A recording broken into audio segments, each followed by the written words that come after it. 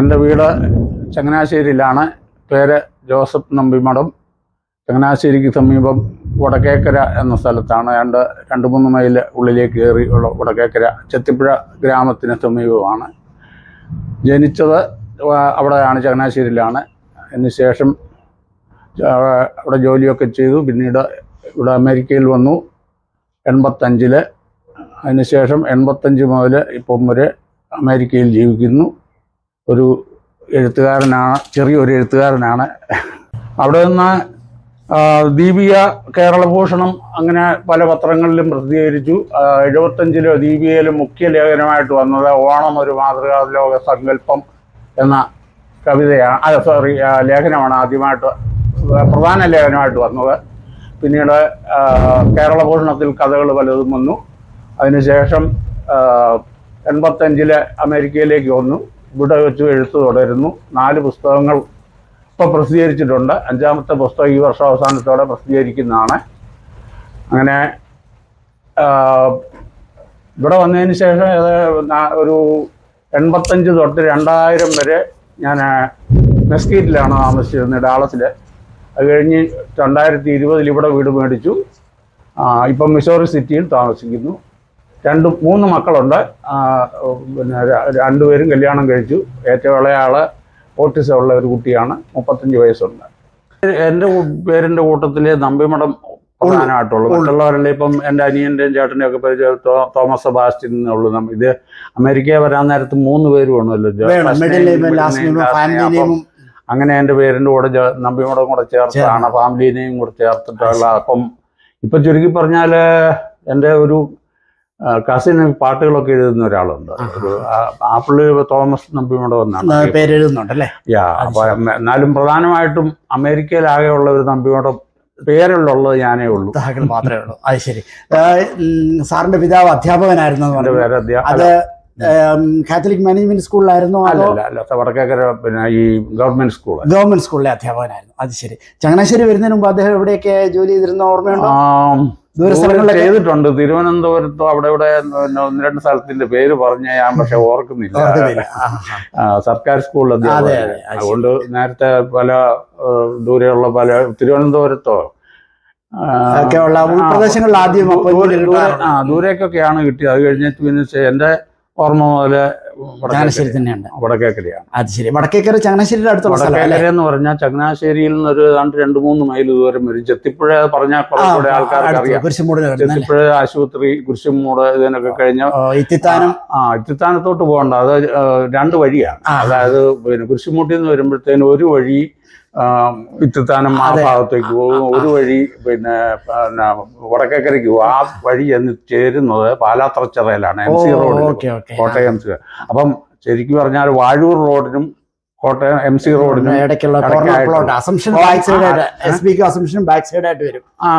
SB ഞങ്ങളുടെ അവിടുന്ന് പിന്നെ വേറെ വഴിയാണ്, പല വഴിയിൽ കൂടെ പോവാം. അതായത് മോർക്കുളങ്ങര ആനന്ദാശ്രമം ഒക്കെ വഴിയാണ് ഞങ്ങളൊക്കെ അന്ന് നടന്നു പോയിക്കൊണ്ടിരുന്നത്. SB ഹൈസ്കൂളിലാണ് ആദ്യം 4 വയസ്സ് വരെ നാലാം ക്ലാസ് വരെ വടക്കേക്കര പഠിച്ചു. ഫാദറിന്റെ പഠിപ്പിക്കുന്ന സ്കൂളിലായിരുന്നു. അത് കഴിഞ്ഞതിന് ശേഷം പിന്നെ 4ാം ക്ലാസ് കഴിഞ്ഞപ്പോഴത്തേക്കിന് അവിടെ SB ഹൈസ്കൂളിൽ ഇംഗ്ലീഷ് മീഡിയം തുടങ്ങിയായിരുന്നു. അപ്പം അവിടെ കൊണ്ട് എന്നെ ചേർത്ത്. അവിടുത്തെ ഇംഗ്ലീഷ് മീഡിയം, ചങ്ങനാശ്ശേരിയിൽ ഇംഗ്ലീഷ് മീഡിയത്തിന്റെ 2ാമത്തെ ബാച്ച്, ആദ്യത്തെ ബാച്ച് SHലാണെന്നാണ് എൻ്റെ ഓർമ്മ. 2ാമത്തത് SBയിലാണ് തുടങ്ങിയത്. അവിടുത്തെ 2ാമത്തെ ബാച്ചിലാണ് ഞാൻ 5ാം ക്ലാസ് മുതൽ പഠിത്തം തുടങ്ങിയത്. അന്ന് ഇംഗ്ലീഷ് മീഡിയം തുടങ്ങാനുള്ള കാരണം എന്തെങ്കിലും അറിയാമോ? നമ്മുടെ ഇംഗ്ലീഷ് മീഡിയം സ്കൂളുകൾ പലതും നമ്മള് കാത്തലിക് മാനേജ്മെന്റുകളാണ് കൂടുതലും തുടങ്ങിയത്. അതായത് ചങ്ങനാശ്ശേരിയിൽ ആദ്യം തുടങ്ങി. അതും പിന്നെ ഇത് SH ഹൈസ്കൂൾ എന്ന് പറയുന്നത്, അവിടെ നല്ല 100% പിന്നെ ഈ പിന്നെ ഇതൊക്കെ കിട്ടുന്ന നല്ല ഒരു സ്ഥാപനമാണ്. അതും കാത്തലിക് മാനേജ്മെന്റിലുള്ളതാണ്. SB ഹൈസ്കൂളും അതുപോലെ തന്നെ കാത്തലിക്കിന്റെ. അപ്പം അതും പോരാഞ്ഞിട്ട് എൻ്റെ അപ്പൻ്റെ ചേട്ടൻ പേരപ്പൻ അവിടെ അധ്യാപകനായിരുന്നു SB ഹൈസ്കൂളിൽ. അത് മാത്രമല്ല ചങ്ങനാശ്ശേരി MLA CF സാറും ഒക്കെ ആ സമയത്ത് ഞങ്ങൾ സ്കൂളിൽ പഠിപ്പിച്ചിരുന്നവരാണ്. ശരി. അങ്ങനെ നല്ല പ്രശസ്തരായ അധ്യാപകന്മാരൊക്കെ അവിടെ ഉണ്ടായിരുന്നു. അപ്പം അത് ഇംഗ്ലീഷ് മീഡിയം തുടങ്ങാന്നുള്ള, അന്നത്തെ കാലത്ത് ഇംഗ്ലീഷ് മീഡിയത്തിന് നല്ല ഡിമാൻഡുള്ള കാലമാണ്. അപ്പം ചങ്ങനാശ്ശേരിയിൽ ആദ്യത്തെ എസ് തുടങ്ങി, രണ്ടാമത് ചങ്ങനാശ്ശേരി SBI സ്കൂളിൽ തുടങ്ങിയപ്പോൾ എന്നെ 5ാം ക്ലാസ് മുതൽ അവിടെ ചേർത്തു. അങ്ങനെ ബുദ്ധിമുട്ടായിട്ട് തോന്നിയിരുന്നു തുടക്കത്തിൽ? അത് ഇൻട്രസ്റ്റ് ആയിരുന്നു? ഇൻട്രസ്റ്റ് എന്ന് പറഞ്ഞാൽ എന്നെ സംബന്ധിച്ചിടത്തോളം നമ്മുടെ ഒക്കെ പഴയ കാലങ്ങളിൽ ഒരു എന്തുവാ ഡിക്ഷണറി പോലും നമുക്ക് ഇല്ലാത്ത ഒരു കാലത്ത് പഠിച്ചെടുക്കാൻ ബുദ്ധിമുട്ടായിരുന്നു. അപ്പൊ ആദ്യമൊക്കെ കാര്യം നമ്മള് മലയാളം തന്നെ ശരിക്കും അറിയാൻ മേലാത്ത പിള്ളേരെ ഇംഗ്ലീഷ് മീഡിയത്തിലോട്ട് പോയി കഴിഞ്ഞാൽ അതിൻ്റെതായ ബുദ്ധിമുട്ടുകളുണ്ട്. പിന്നെ അതൊക്കെ അതിന് ശീലമായി. അന്ന് പഠിപ്പിച്ച സാർമാര് ഇംഗ്ലീഷിൽ എങ്ങനെയായിരുന്നു? ഇംഗ്ലീഷിൽ തന്നെ പറയണോ നിർബന്ധമായിരുന്നു. അവിടെ ഒരു OJ വർഗീസ് സാർ എന്ന് പറഞ്ഞ ഒരാളുണ്ടായിരുന്നു ഇംഗ്ലീഷ് പഠിപ്പിക്കുന്നത്. പിന്നെ ക്ലാസ് ടീച്ചർ നേരത്തെ ഒരു തൈക്കാട്ടുശ്ശേരി സാർ നാടകമൊക്കെ എഴുതുന്ന ഒരു അധ്യാപകനായിരുന്നു. നല്ല കഴിവുള്ള ആ സാറായിരുന്നു നേരത്തെ ക്ലാസ് ടീച്ചർ. പോയി കഴിഞ്ഞാൽ 7ാം ക്ലാസ്സിൽ വരുമ്പോഴത്തേക്ക് OJ വർഗീസ് സാർ എന്നും പറഞ്ഞൊരു സാറാണ്. പുള്ളി ക്ലാസ്സിൽ ഇങ്ങനെ പഴമൊക്കെ കൊണ്ടുവന്ന് വെച്ച് പിള്ളേർക്ക് ഓരോരുത്തരെ വിളിക്കും. എന്നിട്ട് തിന്നോണ്ടിരിക്കുന്നിടത്ത് ചോദിക്കും വാട്ട് യു ഡൂയിങ്. കാരണം നമ്മൾ പറയണം പഴം വായിട്ടുണ്ട് ഇറക്കാൻ പറ്റില്ല. ഐ എം ഈറ്റിംഗ് ബനാന എന്നൊക്കെ പറഞ്ഞിങ്ങനെ വളരെ രസകരമായിട്ടുള്ള ക്ലാസ്സുകളാണ്. അങ്ങനെ എന്റെ പുള്ളിയുടെ ആ സാറിന്റെ വൈഫും പിന്നെ എന്റെ ഫാദറിന്റെ കൂടെ വടക്കേക്കര സ്കൂളിൽ പഠിപ്പിക്കുന്ന ടീച്ചറായിരുന്നു. അപ്പൊ അങ്ങനെ പിന്നെ കൂട്ടുമ്മൽ സാറ്, നൈനാൻ സാർ എന്ന് പറഞ്ഞ് കണക്ക് പഠിപ്പിക്കുന്ന, അതുപോലെ ഹെഡ് മാസ്റ്റർ എന്ന് പറഞ്ഞ ഒരു KJ മാത്യു എന്ന് പറഞ്ഞ ഒരാള്. ഇവരെ നല്ല അടിയും കിട്ടുമായിരുന്നു. വിദ്യാഭ്യാസ രീതി അതാണല്ലോ. വിദ്യാഭ്യാസ രീതി ചൂരലുകൊണ്ടുള്ള അടിയൊക്കെ ഒത്തിരി കിട്ടുമായിരുന്നു. ഈ ഹെഡ് മാസ്റ്റർ ആണെങ്കിൽ ചൂരലിങ്ങനെ ചൂരലും വെച്ച് ഇങ്ങനെ നടക്കും. എന്നിട്ട് ക്ലാസ്സിൽ ആരെങ്കിലും പുറത്ത് ഇപ്പൊ ആരെങ്കിലും നിർത്തിയിട്ടുണ്ട് അവരെ അടിയും കൊടുക്കും. കണക്ക് സാറന്മാരാണെങ്കിലും ഒത്തിരി അടിയൊക്കെ തന്നു. അതെ. സാർ ഫാദറിനെ പറ്റി പറഞ്ഞു. മദറും സ്കൂളിലെ ടീച്ചറായിരുന്നു. സെയിം സ്കൂളിൽ തന്നെ അല്ല, ജോലിയില്ലായിരുന്നു. ഓ, മദർ ഹൗസ് വൈഫ്. ഓക്കെ. അന്ന് അങ്ങനെ പെണ്ണുങ്ങളധികം കുറവാ. ഇല്ലെന്നല്ല, എന്നെ പഠിപ്പിച്ച സ്കൂളിൽ ഒത്തിരി പെണ്ണുങ്ങളൊക്കെ ഉണ്ടായിരുന്നു, സ്ത്രീകളൊക്കെ ഉണ്ടായിരുന്നു. പിന്നെ പാർവതി ടീച്ചർ, ജാനകി ടീച്ചർ, അങ്ങനെ കുറച്ച് ടീച്ചർമാരൊക്കെ എനിക്ക് ഓർമ്മയുണ്ട്. പിന്നെ എന്റെ മദർ എന്ന് പറഞ്ഞാല് എരവിചിറ തോട്ടക്കാട്ട് പിന്നെ കുടുംബം. അപ്പം അവരൊന്നും അങ്ങനെ വലിയ വിദ്യാഭ്യാസം ഒന്നും ഉള്ള ആൾക്കാരൊന്നും അല്ല. അതെ. അത് ശരി. സാറിന്റെ സിബ്ലിങ്സ്, സാർ എത്രാമത്തെ മകനായിരുന്നു? ഞാൻ ആക്ച്വലി പറഞ്ഞാൽ 3ാമനാണ് കണക്കിൽ. പക്ഷേ എന്നെ മൂത്തത് ഒരു പിന്നെ തോമസ് സെബാസ്റ്റ്യൻ എന്ന് പറഞ്ഞ ഒരാളാണ്. പുള്ളിയുടെ ഇളയതായിട്ട് ഒരാളുണ്ടായിരുന്നു. ആ പുള്ളി ഞാൻ കണ്ടിട്ടില്ല. എൻ്റെ ചെറുപ്പത്തിൽ തന്നെ മരിച്ചു. അങ്ങനെ ഞാൻ കണക്കിന് 3ാമനാണ്. മരിച്ചു കഴിഞ്ഞപ്പോൾ 2ാമൻ. ശരി. വീട്ടിൽ അന്ന് ഇളയത്തുങ്ങളെയൊക്കെ നോക്കുന്ന കാര്യത്തിലൊക്കെ സാറിന് എന്തെങ്കിലും ഓർമ്മ ഉണ്ടോ? അവർ ഞാൻ പറഞ്ഞില്ലേ, ഞങ്ങളെ മൊത്തം പിന്നെ ഈ മരിച്ച ആൾ കൂടാതെ 8 പേരുണ്ടായിരുന്നു. അതില് ഞാൻ 3ാമൻ. കണക്ക് ഞാൻ പറഞ്ഞില്ലേ, കഴിഞ്ഞപ്പോൾ 2ആയി. ബാക്കി പിന്നെ 2 സഹോദരിമാരുണ്ട്. പിന്നെ അതിന്റെ ശേഷം 3 ആൺപിള്ളേരായിരുന്നു. അവരൊക്കെ കുഞ്ഞിലെ പിന്നെ എടുത്തുകൊണ്ട് നടക്കുകയൊക്കെ ചെയ്ത ഓർമ്മയുണ്ട്. ശരി. സാറ് കളരിയിലൊക്കെ പോയതായിട്ട്? കളരിയൊക്കെ പറഞ്ഞാൽ അത് ഇപ്പോഴും കവിതകളിൽ പോലും ഞാൻ ലേഖനത്തിലും ഒക്കെ പലപ്പോഴും ചില കവിതകളിലൊക്കെ എഴുതിയിട്ടുണ്ട് അതിനകത്ത്. കളരി എന്ന് പറഞ്ഞാൽ അന്നത്തെ കാലത്ത് ഞങ്ങളുടെ വീടിന്റെ അപ്പുറത്ത്, അതായത് വീടിന്റെ പുറകിലേക്ക് ഇങ്ങനെ കണ്ടം കിടക്കുക. വീട് പിന്നെ വസ്തു കുറച്ച് നീളത്തിൽ പുറകോട്ട് കിടപ്പുണ്ട്. അതിന്റെ പുറകിൽ ഒരു കണ്ടം, അതിന്റെ അപ്പുറത്തായിട്ടാണ് ഈ ആശാങ്കളരി. പിന്നെ കിട്ടുശാരെന്നോ അങ്ങനെയൊക്കെ ഉണ്ടായിരുന്നു വിളിച്ചിരുന്ന പേര്. അതായത് ആശാൻ എന്ന് പറഞ്ഞാൽ എന്റെ ഓർമ്മയില് ഒരു തോർത്ത് കൊടുത്ത് അകത്ത് പോകണം കാണാവുന്ന രീതിയിൽ എപ്പോഴും ഒരു ഒറ്റമുണ്ട് ഉള്ളൂ. അത് എടുത്തോണ്ട് നടക്കുന്നതാണ് ആശാൻ. ആശാന്റെ ഓർമ്മകളെന്ന് പറഞ്ഞാൽ കളരി ചെല്ലുമ്പോഴത്തേക്കിന് പിന്നെ ഞാൻ 3-3.5 വയസ്സൊക്കെ ആകുമ്പോഴാണല്ലോ നമ്മളെ കളരി ചേർക്കുന്നത്. പുള്ളി ഒരു കുഴപ്പമില്ല വെച്ചാൽ ഈ അകംതൊടയിലാണ് പിച്ച് തരുന്നത്. അത് വൈകിട്ട് അമ്മ കുളിക്കാൻ വിളിക്കുമ്പോഴത്തേന് നമ്മുടെ തൊലിയൊക്കെ കരിവാളിച്ച് കിടക്കുന്നത് കണ്ടിട്ടുണ്ട്. അത് കാരണം എനിക്ക് കളരി പോകാൻ പേടിയാണ്. അത് കഴിഞ്ഞപ്പോ കുസൃതി കാണിച്ചതിനാണോ അതോ നമുക്ക് അന്നത്തെ ഓർമ്മയുണ്ടോ? അന്നത്തെ ഒരു രീതിയാണ് പിച്ചുക, തല്ലുക, പിച്ചുക. ഇതൊക്കെ അന്നത്തെ അക്സെപ്റ്റബിൾ. കളരി മുതലേ ഉള്ള ഈ പണിഷ്മെന്റ്സ് ആണ് നമുക്ക് കിട്ടിയിരിക്കുന്നത്. അതൊരു അക്സെപ്റ്റബിൾ ഇതാണ്. അന്നാരും ചോദിക്കത്തൊന്നുമില്ല. പിന്നെ അമ്മ വൈകിട്ട് കുളിക്കാൻ പിടിപ്പിക്കുമ്പോഴത്തേക്കിനാണ് എന്റെ കാലിലെ ഇപ്പോഴത്തെ പാടൊക്കെ കാണുന്നത്. പക്ഷെ എന്നിട്ടും നിർത്തിയതായിട്ട് എനിക്കറിയില്ല. ഓർമ്മയില്ല. പിന്നെ ആ പിച്ച് കിട്ടുന്ന പേടി കൊണ്ട് എനിക്ക് കളരി പോണമെന്നേ പേടിയായിരുന്നു. പേടിയായിരുന്നു. മനസ്സിലായി. കളരി പഠിക്കാനൊക്കെ ഇഷ്ടമാണ്. കാര്യം അവിടെ പോയി ഇരുന്നുകൊണ്ട് ഈ എന്നാന്ന് ചോദിച്ചാൽ ഒരു ചെറിയൊരു ഷെഡ് പോലെ ഒരു സ്ഥലത്ത് ഈ മണ്ണെണ്ണ വിരിച്ച് മുറ്റത്തല്ല, അവരുടെ വീടിന്റെ ഒരു നായർ കുടുംബം. അതിലെ പിന്നെ മൂത്ത ആളാണ് ഈ ആശാൻ എന്ന് പറയുന്നത്. ആശാന്റെയാണ് കളരി. അപ്പൊ അവിടെ പിന്നെ ഈ തറയില് പിന്നെ മണ്ണ് വിരിച്ചിട്ട് നമ്മള് വീട്ടിൽ നിന്ന് ഒരു ചെറിയ തഴപ്പായില്ലേ, ചെറിയ ആ തഴപ്പായ ചുരുട്ടി അന്ന് ഓലയില പിന്നെ ഈ നാരായൺ, അതായത് ഈ ഓല പിന്നെ ഉണങ്ങിയത് കോട്ടി അതിന്റെ അറ്റം വെട്ടി, അത് പുള്ളിയുടെ കുറെ ഓല ഉണ്ടാവും. അത് നമ്മുടെ ആവശ്യം അനുസരിച്ച് അത് എടുത്ത് പിന്നെ കട്ട് ചെയ്ത് അതിന്റെ അറ്റം ഇങ്ങനെ കുമ്പിള് കൂട്ടുന്ന പോലെ ഇങ്ങനെ കൂട്ടി മടക്കി അതിന്റെ അറ്റം മുറിച്ച് പിന്നെ അതേലാണ് നാരായൺ കൊണ്ട് എഴുതുന്നത്. ആ എഴുതുന്ന അക്ഷരങ്ങൾ തെളിയിക്കാൻ വേണ്ടി നമ്മള് ഈ ചെമ്പരത്തിപ്പൂ തൂക്കുമ്പോഴത്തേക്ക് ചുമന്ന് വരും അക്ഷരങ്ങൾ. അപ്പൊ ഈ പേടി കാരണം, ഞാൻ ഈ പിച്ച് കിട്ടുന്ന പേടി കാരണം എനിക്ക് പോകാൻ വലിയ മടിയായിരുന്നു. അപ്പോഴത്തേക്കിന് അച്ചായനെ അധ്യാപകനായതുകൊണ്ട് പിന്നെ എടുത്തോണ്ടാ പോകുന്നത്. എന്നെ എടുത്ത് തോള ഇട്ടോണ്ട് പോകും. ഞാൻ അച്ചായന്റെ തോളയിലൊക്കെ കടിച്ചതൊക്കെ ഓർമ്മയുണ്ടല്ലേ? എന്നുണ്ട്. ഈ കളരി ചേർത്തപ്പം കൂട്ടത്തിലുള്ള സഹോദരങ്ങളോ സഹോദരിമാരോ ആരെങ്കിലും നന്നായിട്ട് ഓർമ്മയുണ്ടോ? ഇല്ല. അന്ന് ഞാൻ ഒറ്റയ്ക്ക് എനിക്ക് തോന്നുന്നു ചേട്ടനെ അതിന് മുമ്പ് പഠിച്ചു കഴിഞ്ഞു. ഓക്കെ. അത് കഴിഞ്ഞ് പ്രൈമറി സ്കൂളിൽ സാർ പറഞ്ഞ് അത് കഴിഞ്ഞ ഇതെല്ലാം എന്റെ വീടിന്റെ വടക്കേക്കര ഒരു ജംഗ്ഷൻ ഉണ്ട്, ഒരു ചെറിയ ജംഗ്ഷൻ. ആ ജംഗ്ഷനില് പിന്നെ തൊട്ടടുത്തായിട്ടാണ് വീടിന്റെ പുറയിലായിട്ട് കളരിയും, മുന്നിലൊരു പിന്നെ ഒരു 100-300 അടി അകലെ, അത്ര അകലേ ഉള്ളൂ. സ്കൂളിൽ നിന്ന് വിളിച്ചാൽ അവന്റെ വീട്ടിൽ കേൾക്കാം. അതുപോലെ അടുത്താണ്. ഫാദർ ആ സ്കൂളിൽ തന്നെ? ആ സ്കൂളിലായിരുന്നു. റിട്ടയർ ചെയ്തു അവിടുന്ന്? ഞാൻ അവിടെ പോകണമെന്ന് പറഞ്ഞാൽ ഞാൻ ആദ്യം സ്കൂളിൽ പോകുമ്പോഴത്തേക്കിന് ആദ്യത്തെ പിന്നെ പ്രാവശ്യം എല്ലാം സ്കൂളിൽ അച്ചായന്റെ കൂടെ പോകുന്നത്. മനസ്സിലായി. പിന്നെ അച്ചായൻ തന്നെയായിരുന്നു പഠിപ്പിക്കുന്നത് ക്ലാസ്സിൽ, 1ാം ക്ലാസ്സിലൊക്കെ.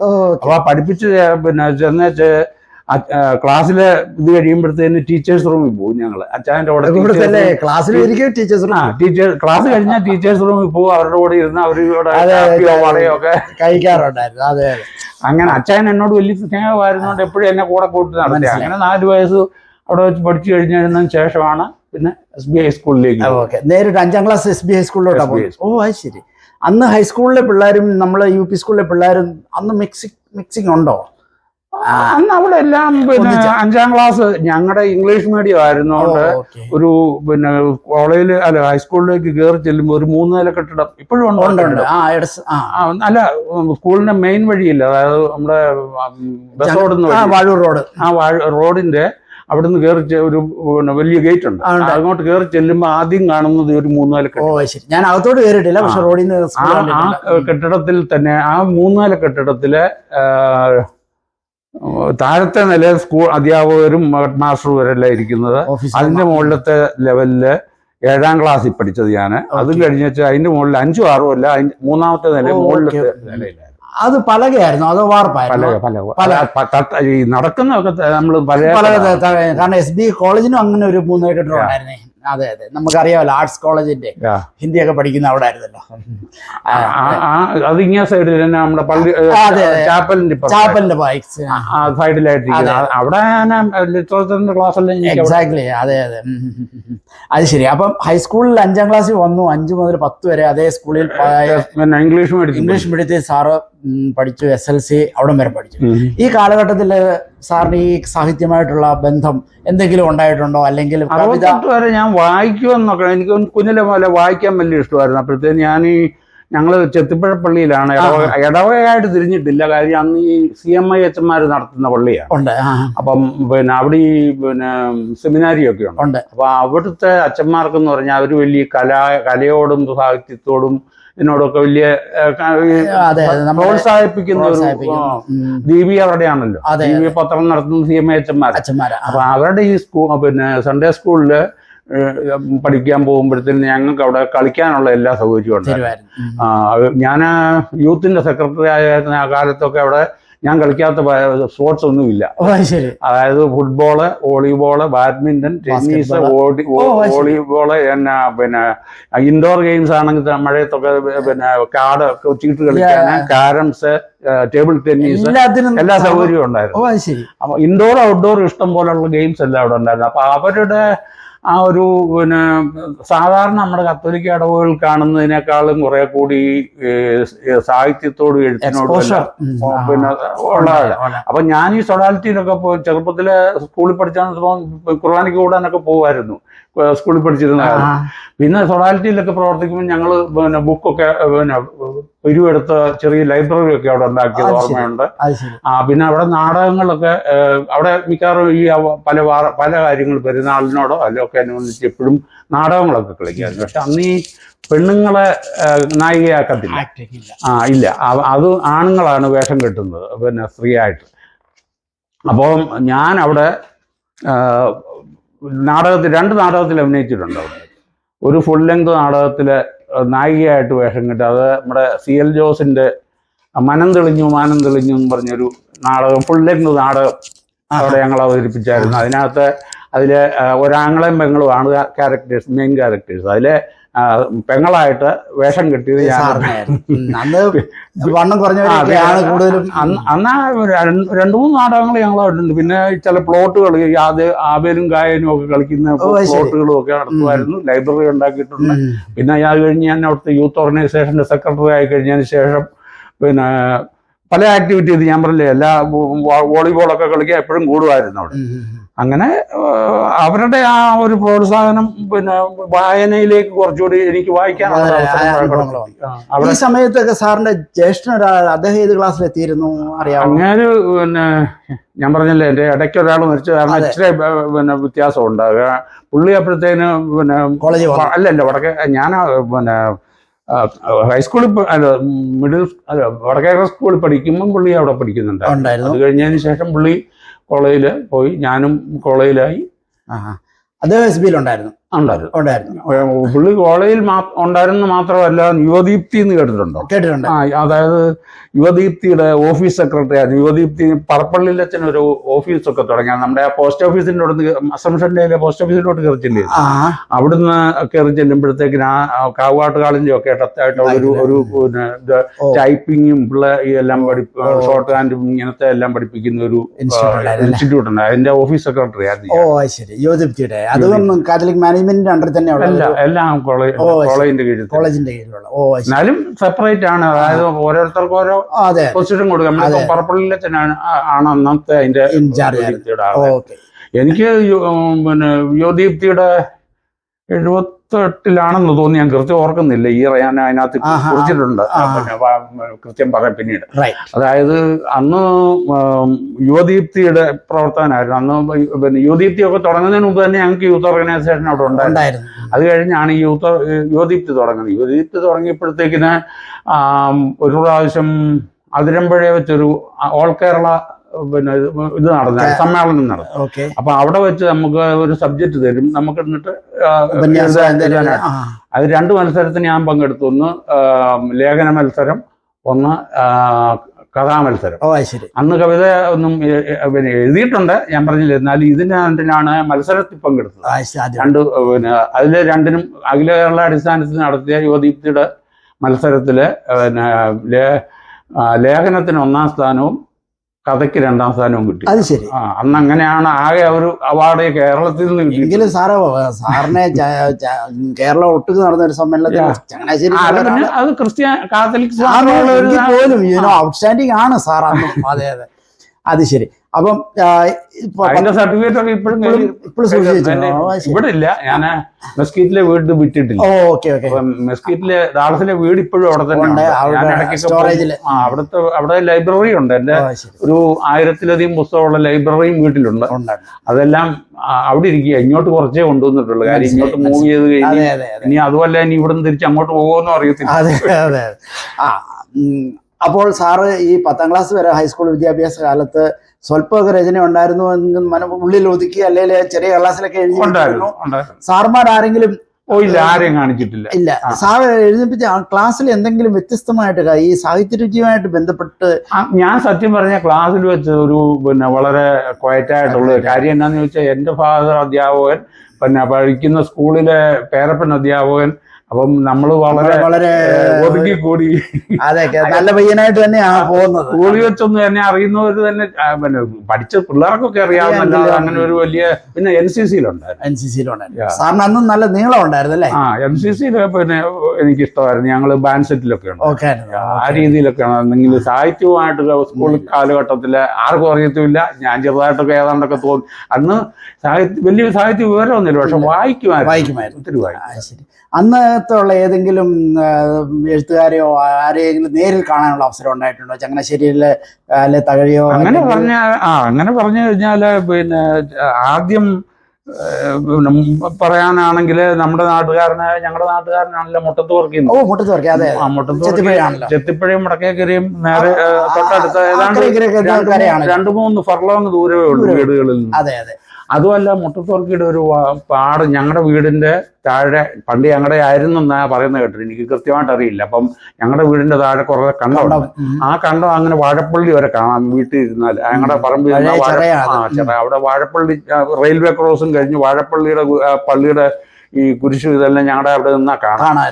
അപ്പൊ അവിടെ പിന്നെ ഈ മുട്ടത്തുവർക്കിക്ക് ഒരു കണ്ടം ഉണ്ടായിരുന്നു. അപ്പൊ ആദ്യം അത് ഇവര് കൃഷി ചെയ്ത് വെച്ച് പാട്ടത്തിന് കൊടുക്കുകയോ ഏതാണ്ടൊക്കെ ചെയ്ത് കഴിഞ്ഞേച്ച് പിന്നെ അത് തിരിച്ചെടുക്കാൻ വേണ്ടി പുള്ളിക്ക് 2 കേസൊക്കെ കളിച്ചാണ് കണ്ടം തിരിച്ചു കിട്ടിയപ്പോഴത്തേക്കിന് ആ പാടത്തെ കൃഷി ഇറക്കി പാട്ടുമൊക്കെ പാടി ഈ കൊയ്ത്തുപാട്ടൊക്കെ പാടിക്കൊണ്ട് ആൾക്കാരിനെ ഞാറിൽ നടുന്ന പാട്ടുമൊക്കെ പാടിക്കൊണ്ട് പെണ്ണുങ്ങളെ കൊണ്ട് പാടിപ്പിച്ചു. അപ്പൊ പുള്ളി ഇതെല്ലാം നോക്കാനായിട്ട് ചിലപ്പോഴൊക്കെ അവിടെ വരും.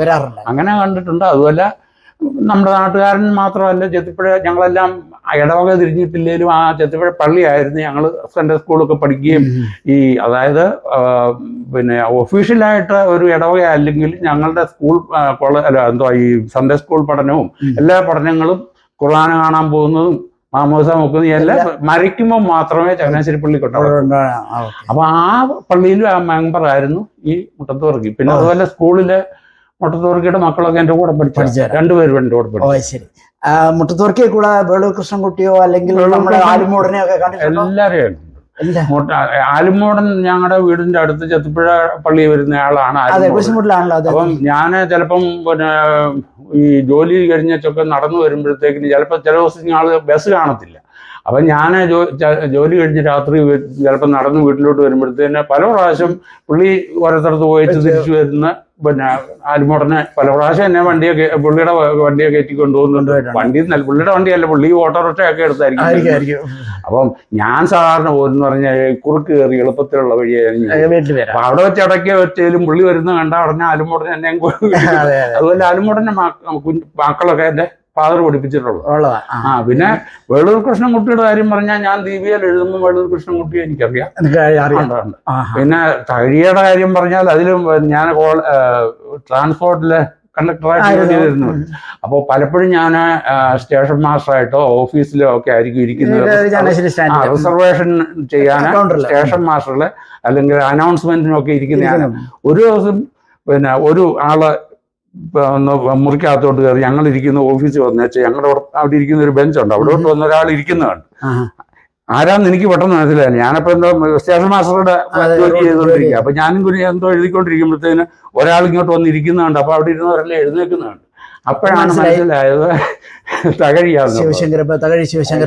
അത് കഴിഞ്ഞ് പിന്നീട് ഞാൻ പൊന്നിയേന്ദ്ര സാറിന്റെ വീട്ടിൽ പോയി പൊന്നാടയൊക്കെ കൊടുക്കുകയും കുറെ സാധനങ്ങളൊക്കെ ചെയ്തിട്ടുണ്ട്. വിനയേന്ദ്രൻ എന്ന് പറഞ്ഞ അദ്ദേഹം ചങ്ങനാശ്ശേരിയിലുണ്ട്. വിനയേന്ദ്രൻ സാർ എന്ന് പറഞ്ഞാൽ വലിയ കവിയാണ് നാട്ടിൽ. വിനയേന്ദ്രൻ സാറ് ആണ് ആക്ച്വലി ഞാൻ ആദ്യത്തെ പുസ്തകത്തിന് എനിക്ക് അവതാരി എഴുതാനായിട്ട് ഞാൻ പിന്നെ അല്ല പുള്ളിയുടെ അടുത്തല്ല, ഞാൻ ഇവിടെ ആദ്യം പിന്നെ 1-2 പേരെ നമ്മുടെ ക്രിസ്ത്യാനി എഴുത്തുകാരിൽ 2 പേരോട് ചോദിച്ചു. ഒന്ന് എൻ്റെ അധ്യാപകനായിരുന്ന പിന്നെ പുള്ളി മരിച്ചുപോയി, അവരെ പറ്റി പറയുന്നത് ശരിയല്ല എങ്കിലും ആ ഒരു സ്കറിയ സാറാണ് എന്നെ കോളേജിൽ പഠിപ്പിച്ചത്. അന്ന് പഠിപ്പിച്ചതിലൊരാൾ.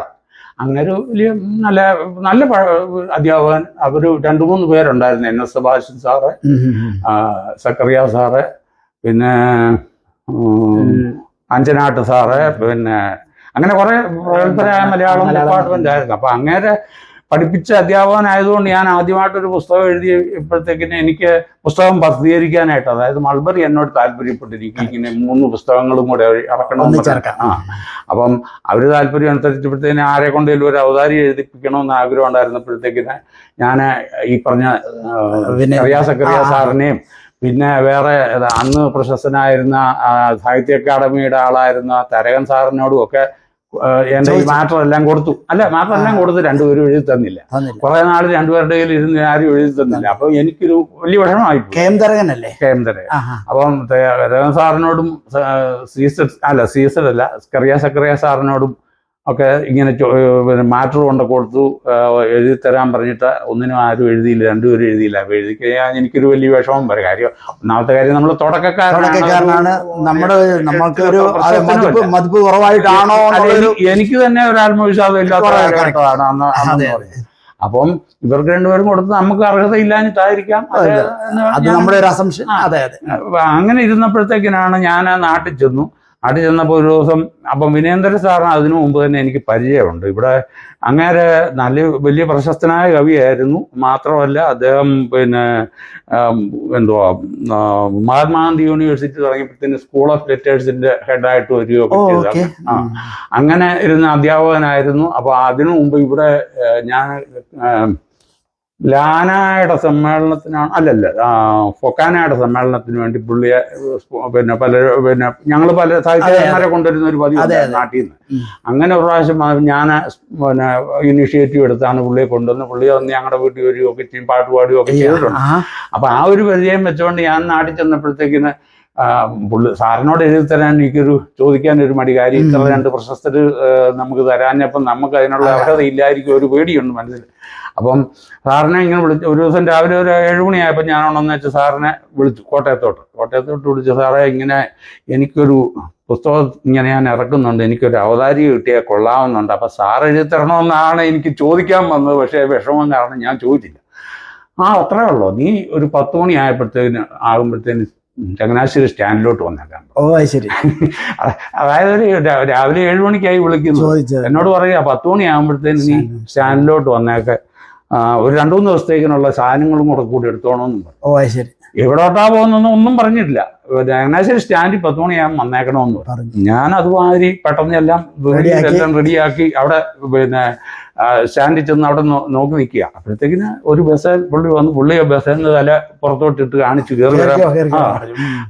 അപ്പം ബസ് എങ്ങോട്ടാ പോകുന്നത് എനിക്കറിയത്തില്ല. സാറ് വിളിച്ചു, സാറിനെ കണ്ടു, സാറിൻ്റെ കൂടെ പോയി. അങ്ങനെ തിരുവനന്തപുരത്ത് ചെന്ന് ആദ്യം എന്നെ കൊണ്ടുപോയത് നമ്മുടെ റോസ്മേരിയുടെ അടുത്തേക്കാണ്. റോസ്മേരി അപ്പൊ ആ റോസ്മേരിയുടെ വീട്ടിൽ എന്നെ കൊണ്ടുപോയി. അത് കഴിഞ്ഞ് പിന്നെ വിഷ്ണുനാരായണ നമ്പൂതിരിയുടെ വീട്ടിൽ കൊണ്ടുപോയി. അങ്ങനെ അന്ന് തിരുവനന്തപുരത്ത് പിന്നെ ഉണ്ടായിരുന്ന പ്രശസ്തരായ പലരുടെയും വീട്ടിൽ എന്നെയും കൂട്ടിക്കൊണ്ടുപോയി സാറ്. ഈ റോസ്മേരിയുടെ വീട്ടിലും വിഷ്ണുനാരായണ നമ്പൂതിരി വീട്ടിലും 2-3 വീടുകളിൽ 3-4 സ്ഥലങ്ങളിലെല്ലാം കയറി വെച്ച് അവസാനം ഇരുട്ടിയപ്പോഴത്തേക്കിനും ഒരു വീട്ടിലോട്ട് ചെയ്യും. പിന്നെ അവൻ ആരായെത്താന്നൊന്നും ഞാനടുത്ത് സാറിൻ്റെ വല്ല കൂട്ടുകാരെ കാണാൻ പോവായിരിക്കും എന്നാണ് ധരിച്ചത്. അപ്പൊ എന്നെ പുറത്തിരുത്തിയേച്ച് പുള്ളി അകത്ത് പോയി സാറുമായിട്ട് ഇറങ്ങി വരുന്ന കണ്ടപ്പോഴാണ് മനസ്സിലായത് അത് പിന്നെ അയ്യപ്പ പണിക്കർ സാറാണ്. അയ്യപ്പ പണിക്കർ സാർ എന്ന് പറഞ്ഞാല് മലയാള സാഹിത്യത്തിൽ അന്നത്തെ ഉത്തരാധുനികതയുടെ തലതൊട്ടപ്പൻ എന്ന് പറഞ്ഞ സ്ഥാനമുള്ള അതും അവിടുത്തെ യൂണിവേഴ്സിറ്റി പഠിപ്പിക്കുന്ന അധ്യാപകനും അങ്ങനെ പിന്നെ വളരെ ആദ്യത്തെ പേരുള്ള ഒന്നാണ് അന്നത്തെ ആ സാറിനെ പോലെ ഒരാളെ കാണുക എന്ന് തന്നെ എന്റെ സ്വപ്നത്തിൽ പോലും ഇല്ലാത്ത ഒരു കാര്യമാണ്. അപ്പൊ ഇവരുടെ എല്ലാം വീട്ടിൽ പോയ വെച്ച് തിരിച്ച് അവസാനം അവിടെ ചെന്ന് പുള്ളി തന്നെ എന്നു വെച്ച് പിന്നെ ഇതെല്ലാം എന്റെ കവിതയുടെ ഇതെല്ലാം കൈ കൊടുത്തു. ഒടുവിൽ അദ്ദേഹം എനിക്ക് ആദ്യമായിട്ട് ഒരു അവതാരി എഴുതുന്ന ആ പുസ്തകം ദൈവത്തിന്റെ കരുതൽ സാറേ. ഇതൊക്കെ എന്ന് പറഞ്ഞാൽ ജീവിതത്തില് സാധാരണക്കാർക്കൊന്നും സംഭവിക്കാൻ അത് നടക്കാൻ എന്റെ സ്വപ്നത്തിൽ പോലും ഉണ്ടായിരുന്നു. മറ്റു സാറന്മാര് ആദ്യം എഴുതി തന്നിരുന്നെങ്കിൽ ഇതിനൊന്നും പോകത്തില്ല.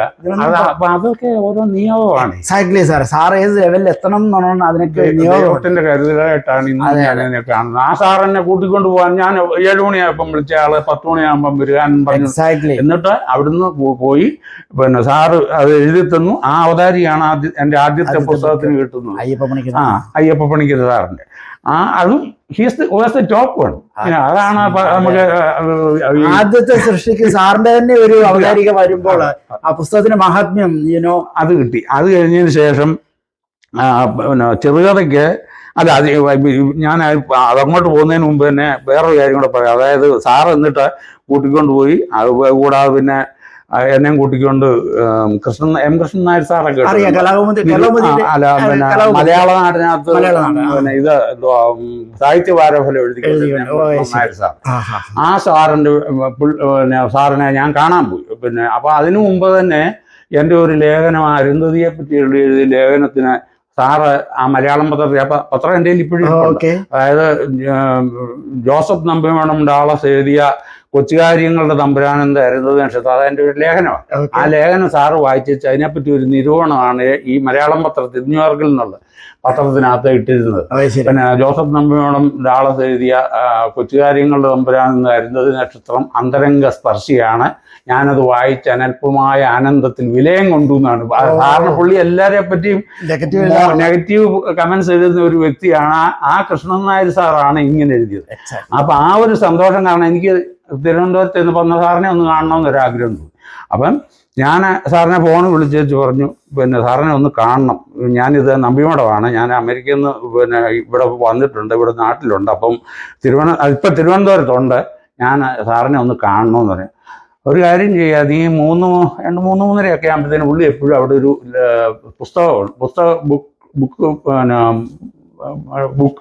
പുസ്തകം വിൽക്കുന്ന ഒരു കടയുണ്ട്. അവിടെ ഇവര് ഈവനിങ് ആകുമ്പോഴത്തേന് സാറിന്റെ ആരാധകരും കുറെ പേര് ഇങ്ങനെ അവിടെ വന്ന് ഇരിക്കും. അപ്പം ഞാൻ അങ്ങോട്ട് ചെന്ന് ഈ പുസ്തക കടയിലോട്ട് ചെന്ന് കയറുമ്പോഴത്തേക്കിന് സാർ എന്നെ പിന്നെ സാറിനെ കൈ കാണിച്ചു. അങ്ങനെ ചുറ്റും നിന്നവരോട് പറയുക, ഇതാണ് മിസ്സിസ് റോയിയെ പറ്റി ലേഖനം എഴുതി ജോസഫ് നമ്പിമേടം എന്നും പറഞ്ഞുകൊണ്ട് എന്നെ പരിചയപ്പെടുത്തി. എന്നിട്ട് അവിടെ നിന്ന് അവരോടെല്ലാം എന്നെ ഇൻട്രൊഡ്യൂസ് ചെയ്തു. അത് കഴിഞ്ഞിട്ട് ഞാൻ തൊട്ടടുത്തൊരു കോഫി ഷോപ്പിൽ പോയി ഞങ്ങളിരുന്നു, കുറേ നേരം വർത്താനം പറഞ്ഞു കഴിഞ്ഞ് വെച്ച് അപ്പൊ എനിക്ക് തിരിച്ച് ലോഡ്ജിലോട്ട് സാറ് താമസിക്കും, സാറ് എൻ്റെ കൂടെ വന്നില്ല. അപ്പൊ അവിടെ പോയി തിരിച്ചു പോകാൻ വേണ്ടി ഞാൻ സാറിനോട് യാത്ര പറഞ്ഞേച്ച് ഞാൻ ഇറങ്ങിയപ്പോഴത്തേന് പുള്ളി എൻ്റെ കൂടെ ഇറങ്ങി വന്നേച്ച് വഴിയിൽ നിന്നേ. അപ്പൊ ഞാൻ ഒരു ഓട്ടോയ്ക്ക് കൈ കാണിച്ചപ്പോഴത്തേന് അദ്ദേഹം ഞാനൊന്നും പറയാതെ എൻ്റെ തലയെ കൈവച്ച് അനുഗ്രഹിച്ചു. അതൊക്കെ ഒരു ദൈവാനുഗ്രഹം. ഇതൊക്കെ 1972-76 ഞാൻ ആ ലേഖനത്തിൽ അതിനകത്ത് ഡേറ്റുകളെല്ലാം അങ്ങോട്ട് ഓർക്കുന്നില്ല. അത് കഴിഞ്ഞ് കഥയുടെ സമാഹാരത്തിന് അവതാരി എഴുതിയത് കോഴിക്കോട് യൂണിവേഴ്സിറ്റിയുടെ മലയാളം ഡിപ്പാർട്ട്മെന്റ് തലവനായിരുന്ന ഡോക്ടർ എം ബഷീറാണ് അതിനെഴുതിയത്. അങ്ങനെ ചുരുക്കി പറഞ്ഞ 3 പുസ്തകത്തിന്, ഒന്ന് അയ്യപ്പ പണിക്കർ സാറ്, ഒന്ന് ഡോക്ടർ പിന്നെ എം ബഷീർ, പിന്നെ മൂന്നാമത്തെ പുസ്തകത്തിന്റെ കഥയ്ക്കല് എം കൃഷ്ണൻ നായർ എഴുതിയ കമന്റും കൂടെ ചേർത്താണ്. അങ്ങനെ ഈ 3 പേരുടെയും കയ്യൊപ്പ് പൊതിഞ്ഞു. പിന്നീട് 4ാമത്തെ പുസ്തകം 2004 പ്രസിദ്ധീകരിച്ചു. അപ്പൊ 2004 പ്രസിദ്ധീകരിച്ചപ്പോഴത്തേക്കിന് അതിനും ഈ പറഞ്ഞ മാതിരി ഒരു അവതാരി ആരെ കൊണ്ട് എഴുതിക്കണമെന്ന് പറഞ്ഞ് ഇങ്ങനെ ഇരുന്നപ്പോഴത്തേക്കിനാണ് എൻ്റെ ഒരു സുഹൃത്താണ് KP രാമനുണ്ണി. രാമനുണ്ണി എന്റെ ബ്രദർ അല്ലേ? അതുമായിട്ടൊന്നും വന്നില്ല, ഇത് കോഴിക്കോട്ടാണ്. അപ്പം രാമനുണ്ണി എന്നോട് പണ്ട് മുതലേ വലിയ കാര്യമാണ്. ഞങ്ങൾ അടുത്ത സുഹൃത്തുക്കളാണ്, പലപ്പോഴും ഇവിടെ പൊക്കാനേക്കും ഒക്കെ വരുമ്പോഴും പല സ്ഥലത്തും കണ്ടിട്ടുണ്ട്.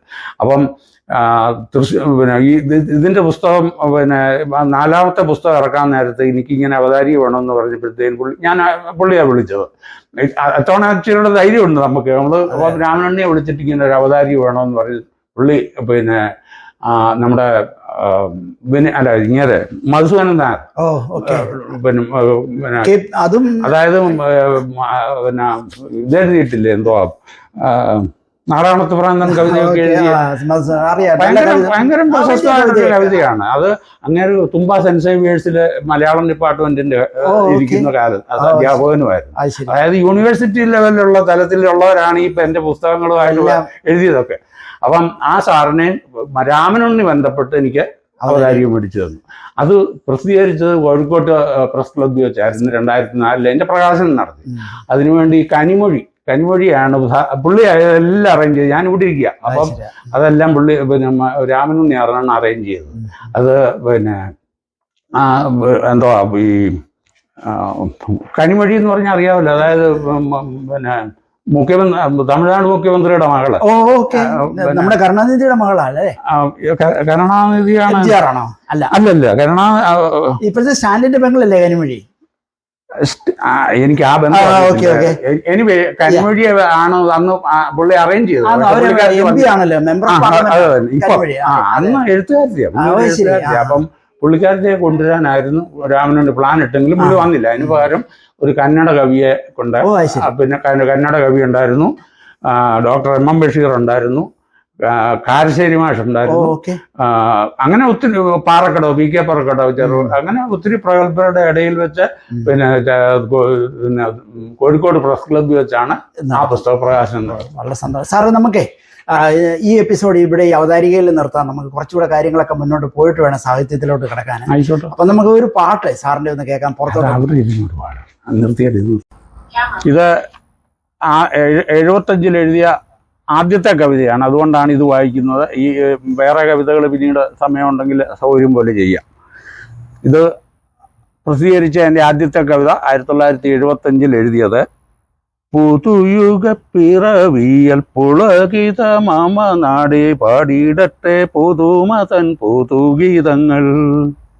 ഹരിതമം തുകിലുകൾ ചെലിയിലെടുത്തണിഞ്ഞിട്ടും ഹിമകണം തുളുമ്പുന്ന താലവുമായി വരവേൽക്കാനണയുന്നു സുരഭില സുപ്രഭാത മലതല്ലും ആമോദത്തിൻ തിരയാണെങ്ങും.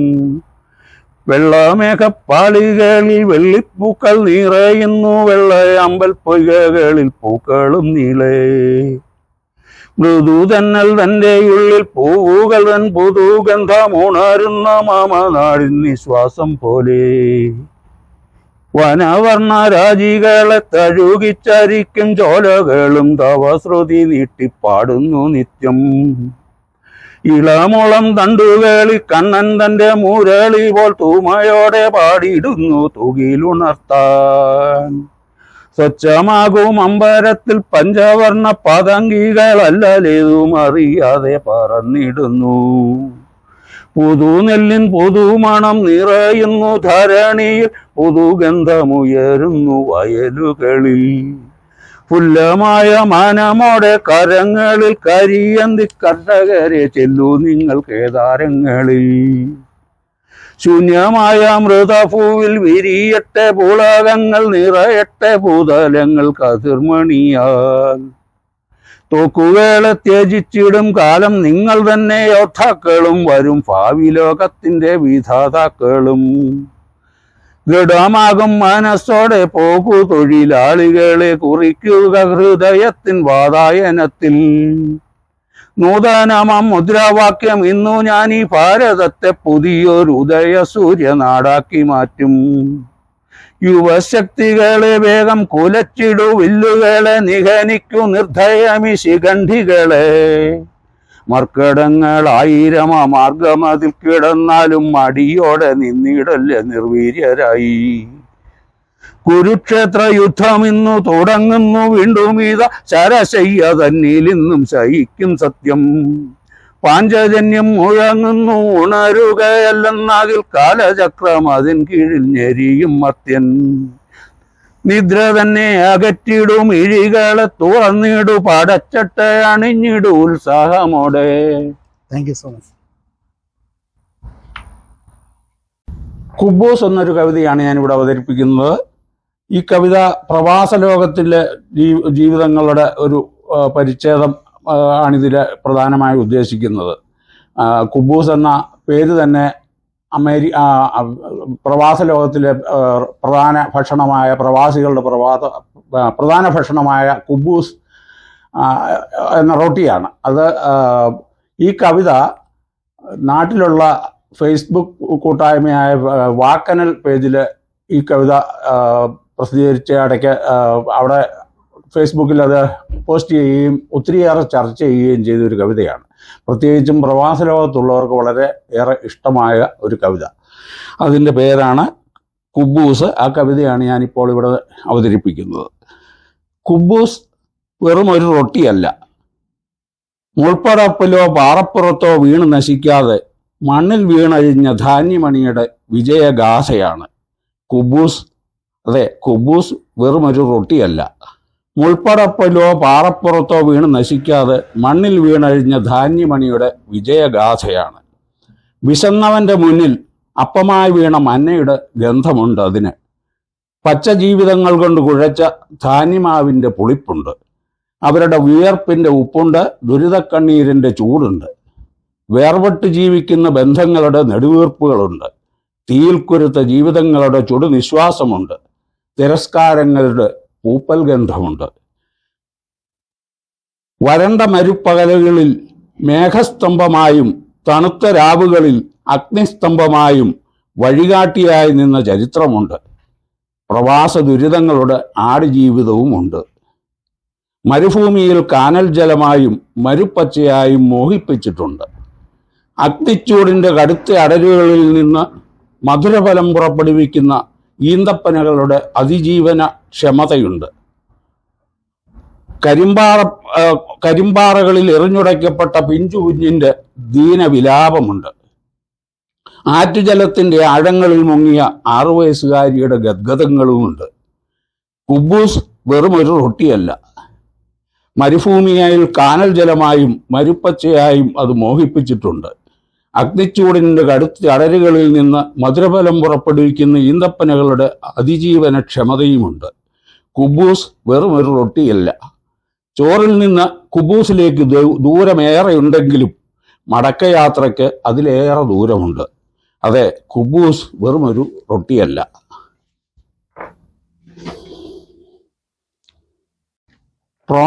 ഞാൻ മലയാളം കവിതകളാണ് കൂടുതൽ എഴുതുന്നതെങ്കിലും ഏതാനും ഇംഗ്ലീഷ് കവിതകൾ എഴുതിയിട്ടുണ്ട്. അതിലൊന്നാണ് പ്രോമത്യൂസ് എന്നുള്ള കവിത, ഇംഗ്ലീഷ് കവിത. പ്രോമത്യൂസ് ഒരു ടൈറ്റൻ ഗോഡാണ്. ഗ്രീക്ക് മിഥോളജി പ്രകാരം ഗോഡ് ഓഫ് ഫയർ ആണ് അദ്ദേഹം, പ്രോമത്യൂസ്. അതുമാത്രമല്ല, മനുഷ്യരെ ക്ലേയിൽ നിന്ന്, അതായത് മണ്ണിൽ നിന്ന് സൃഷ്ടിച്ച ആളാണ് പ്രോമത്യൂസ് എന്നാണ് ഇത് പറയുന്നത്, ഗ്രീക്ക് മിഥോളജി പ്രകാരം പറയുന്നത്. അദ്ദേഹം മനുഷ്യരുടെ ദുരിതങ്ങൾ തീർക്കാൻ വേണ്ടി ദൈവങ്ങളുടെ മാത്രം അവകാശമായിരുന്ന തീയെ മോഷ്ടിച്ചുകൊണ്ടുവന്ന് മനുഷ്യന് കൊടുത്തതായിട്ടാണ് കഥ. അതിന് അദ്ദേഹത്തെ പണിഷ് ചെയ്യാൻ വേണ്ടി, അതായത് ഒരു ദൈവങ്ങളുടെ നേതാവ്, അതായത് സെയൂസ്, അദ്ദേഹത്തെ ഒരു കോക്കസ് ദ്വീപിലെ ഒരു പാറയിൽ ചങ്ങലക്കിടുകയും എല്ലാ ദിവസവും ഒരു കഴുകൻ വന്ന് അദ്ദേഹത്തിൻ്റെ ലിവർ, അതായത് കരള കൊത്തി തിന്നി നശിപ്പിക്കുകയും ചെയ്യും. പകൽ മുഴുവൻ അത് തിന്നും, രാത്രിയിൽ അത് പുനർജീവിക്കും. അപ്പോൾ അങ്ങനെ ആ കഥയുടെ പശ്ചാത്തലത്തിലാണ് ഈ കവിത എഴുതിയിരിക്കുന്നത്. അതായത് ചുരുക്കി പറഞ്ഞാൽ, ബൈബിൾ ഉണ്ടാകുന്നതിനും വളരെ കാലം മുമ്പുണ്ടായതാണ് ഗ്രീക്ക് മിത്തോളജി. അപ്പോൾ ഏതാണ്ട് ക്രിസ്തുവിൻ്റെ ഒരു സാദൃശ്യമാണ് ഈ പ്രോമത്യൂസിൽ നമ്മൾ കാണുന്നത്. മനുഷ്യനെ രക്ഷിക്കാനായി ഭൂമിയിൽ മനുഷ്യന് തീ കൊണ്ട് കൊടുക്കുന്നു, അതിൻ്റെ പേരിൽ പണിഷ്മെൻ്റ് കിട്ടുന്നു. അതിൻ്റെ ദിവസങ്ങളോളം വർഷങ്ങളോളം ഒരു പാറയിൽ ചങ്ങലക്കിട്ട് ദിവസവും കരള കൊത്തി തിന്നപ്പെടുന്നു, അതിൽ നിന്ന് പുനർജീവിക്കുന്നു. അങ്ങനെ ഒരു ബിംബമാണ് പ്രോമത്യൂസ് എന്ന കഥാപാത്രം. ആ കവിത, ഇതിൻ്റെ കവിതയുടെ പ്രത്യേകത, ഇത് ആപ്പാട് ഒറ്റ സെൻറ്റൻസിലാണ് ഈ കവിത എഴുതിയിരിക്കുന്നത്. ഒറ്റ sentence. O Prometheus, the Titan god of forethought, God immortal. O Prometheus, the Titan god of forethought, God immortal. The god who molded man from clay, the god who defied Zeus and acquired the best sacrificial meat for men. The god who stole fire from heaven, hidden inside a fennel stalk and delivered it to mortal man.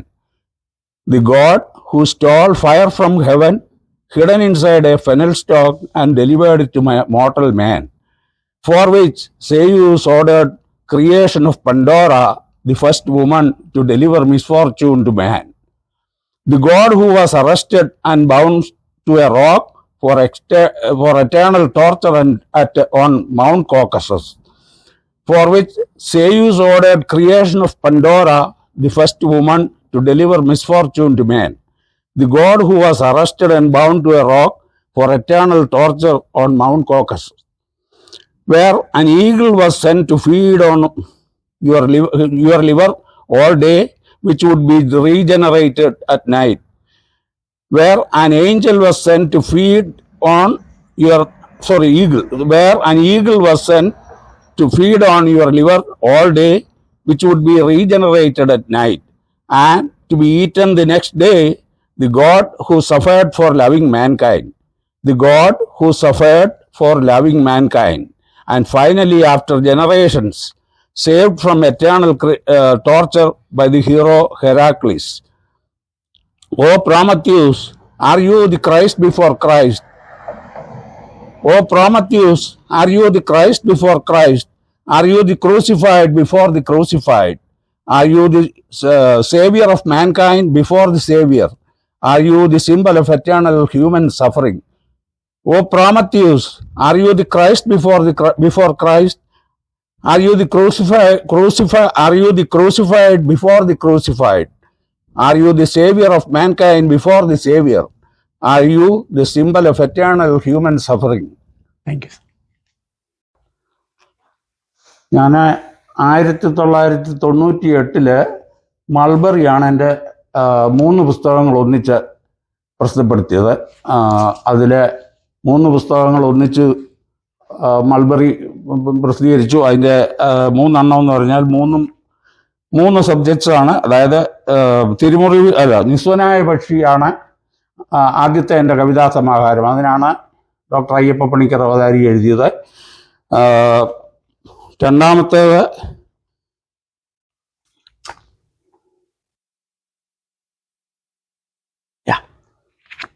രണ്ടാമത്തെ സമാഹാരം ചെറുകഥാ സമാഹാരമാണ്. ഉഷ്ണമേഖലയിലെ ശലഭം. ഇങ്ങനെ കാണിച്ചാൽ മതിയോ? Thank you.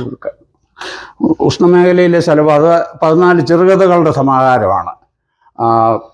അതിൻ്റെ അവതാരി എഴുതിയത് കോഴിക്കോട് യൂണിവേഴ്സിറ്റിയിലെ മലയാളം വിഭാഗം തലവനായിരുന്ന doctor M.M. ബഷീറാണ് അതിൻ്റെ അവതാരി എഴുതിയത്. 3-ാമത്തെ പുസ്തകം കൊച്ചുകാര്യങ്ങളുടെ തമ്പുരാൻ എന്ന അരുന്ധതി നക്ഷത്രം.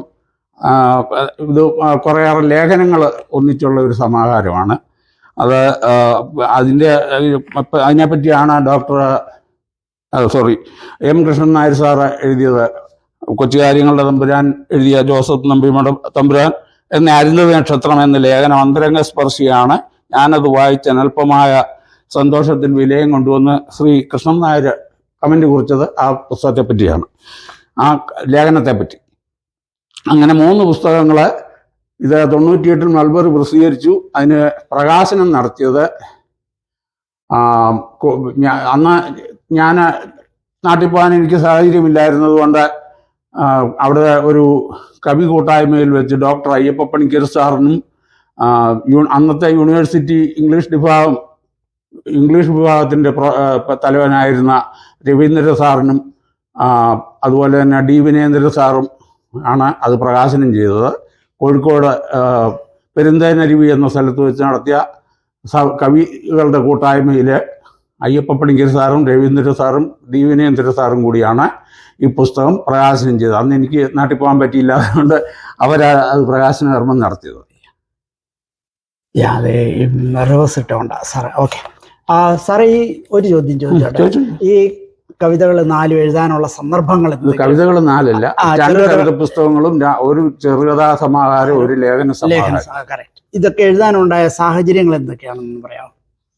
അത് പിന്നെ ഓരോ സമയത്ത് നമുക്ക് ഓരോ സബ്ജക്റ്റിനെ പറ്റി എഴുതുക എന്നുള്ളതല്ലാതെ കവിതാ സമാഹാരം എഴുതുന്നത് ഇപ്പം ഉദാഹരണം പറഞ്ഞാൽ ഏറ്റവും ആദ്യത്തെ കവിത ഞാൻ 75 എഴുതിയതിനെ പറ്റി പറഞ്ഞത് അടിയന്തരാവസ്ഥക്കാരെന്ന് ആയിരുന്നു. പക്ഷെ അടിയന്തരാവസ്ഥക്കാരുമായിട്ട് യാതൊരു ബന്ധവും ഇല്ല. ഇതൊക്കെ അന്നത്തെ ആ നല്ല അന്തരീക്ഷം കണ്ടപ്പോൾ, ഒരു നല്ല സാമൂഹിക അന്തരീക്ഷം ഉണ്ടായപ്പോഴത്തേക്കിന് അങ്ങനെ ഒരു പ്രചോദനം ഉണ്ടായി. പക്ഷെ ആക്ച്വലി അതിൻ്റെ പ്രചോദനം എന്ന് പറഞ്ഞാൽ ഞാൻ താമസിക്കുന്ന വീട്ടിൽ നിന്നും ബസ്സിലേക്ക് കയറാൻ പോകുന്ന ഇടയ്ക്ക് കുറച്ച് കണ്ടമുണ്ട്, അതായത് പാടശേഖരം.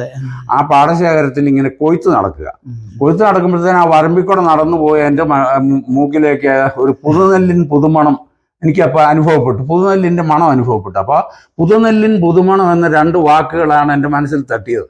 അപ്പം അതിൽ നിന്നാണ് ഞാൻ ഈ കവിത എഴുതുന്നത്. പുതുനെല്ലിൻ പുതുമണം നിറയുന്നു ധരണിയിൽ, പുതുഗന്ധമുയരുന്നു വയലുകളിൽ എന്ന് പറഞ്ഞുള്ള ആ പാട്ട്. അപ്പം ആ സത്യം പറഞ്ഞ സബ്ജക്റ്റ് ചിലപ്പോൾ ഞാൻ കവിത എഴുതുന്നത് ഒരു വാക്കിൽ നിന്നാകാം, അല്ലെങ്കിൽ ഒരു ആശയത്തിൽ നിന്നാകാം, അല്ലെങ്കിൽ ഒരു വരികളിൽ നിന്നാകാം.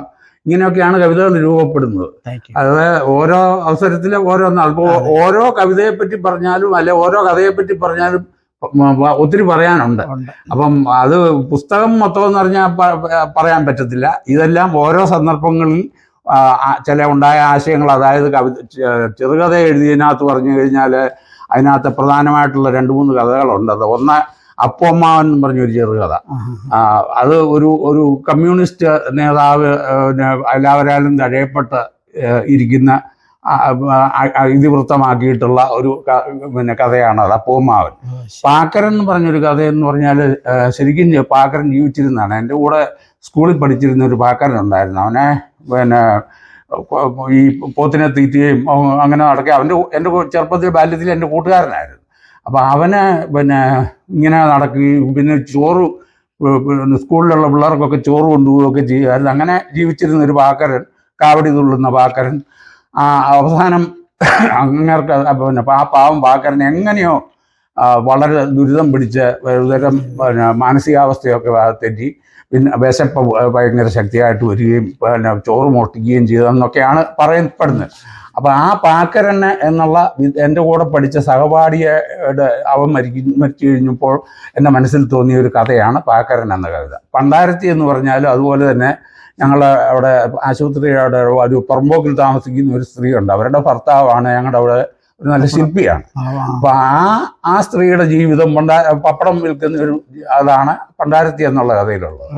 അതുപോലെ അപ്പോമ്മാവന് ഞാൻ പറഞ്ഞല്ലോ പിന്നെ ഒരു കമ്മ്യൂണിസ്റ്റ് നേതാവിന്റെ കഥയാണ്. അതുപോലെ തന്നെ വേറെ ചില കഥകളുണ്ട്. എല്ലാം ഇതുപോലെ ആ സാഹചര്യങ്ങളിൽ നിന്നും നാട്ടുമ്പുറത്തു നിന്ന് കിട്ടിയ കഥാപാത്രങ്ങളും ഒക്കെയാണ് അതിലെ പലതും. Thank you sir. പിന്നെ ലേഖനം പറഞ്ഞാല് നമ്മുടെ അരുന്ധതിയുടെ ഗോഡ് ഓഫ് സ്മോൾ തിങ്സ് എന്നുള്ള പുസ്തകമുണ്ട്. അതായത് ബുക്കർ പ്രൈസ് കിട്ടിയ ഗോഡ് ഓഫ് സ്മോൾ തിങ്സ് വായിച്ചപ്പോൾ അതിനെപ്പറ്റി എഴുതിയേ പറ്റൂ എന്നൊരു തോന്നലുണ്ടായി. അങ്ങനെ ഒത്തിരി റിസർച്ചൊക്കെ നടത്തി അവരുടെ പുസ്തകങ്ങളെപ്പറ്റി അവരെപ്പറ്റിയും പഠിച്ച് എഴുതിയ ലേഖനമാണ് കൊച്ചുകാര്യങ്ങളുടെ തമ്പുരാനെന്ന് അരുന്ധതി നക്ഷത്രം. അതിനെപ്പറ്റിയാണ് കൃഷ്ണൻ നായർ സാർ വളരെ നല്ല അഭിപ്രായം പറഞ്ഞു. വളരെ സന്തോഷം സാറേ. നമുക്ക് അടുത്ത ഒരു വ്ളോഗിൽ സാറിൻ്റെ SB കോളേജിലെ ജീവിതത്തെ പറ്റി ഒരു 5 വർഷം സാർ പഠിച്ചതിനെ പറ്റി ഒന്ന് പറഞ്ഞിട്ട് ജോലിയിലോട്ട് പ്രവേശിച്ചതിനെ പറ്റി പറയാം. ശരി, ഓക്കെ. ഇപ്പം പറയാം.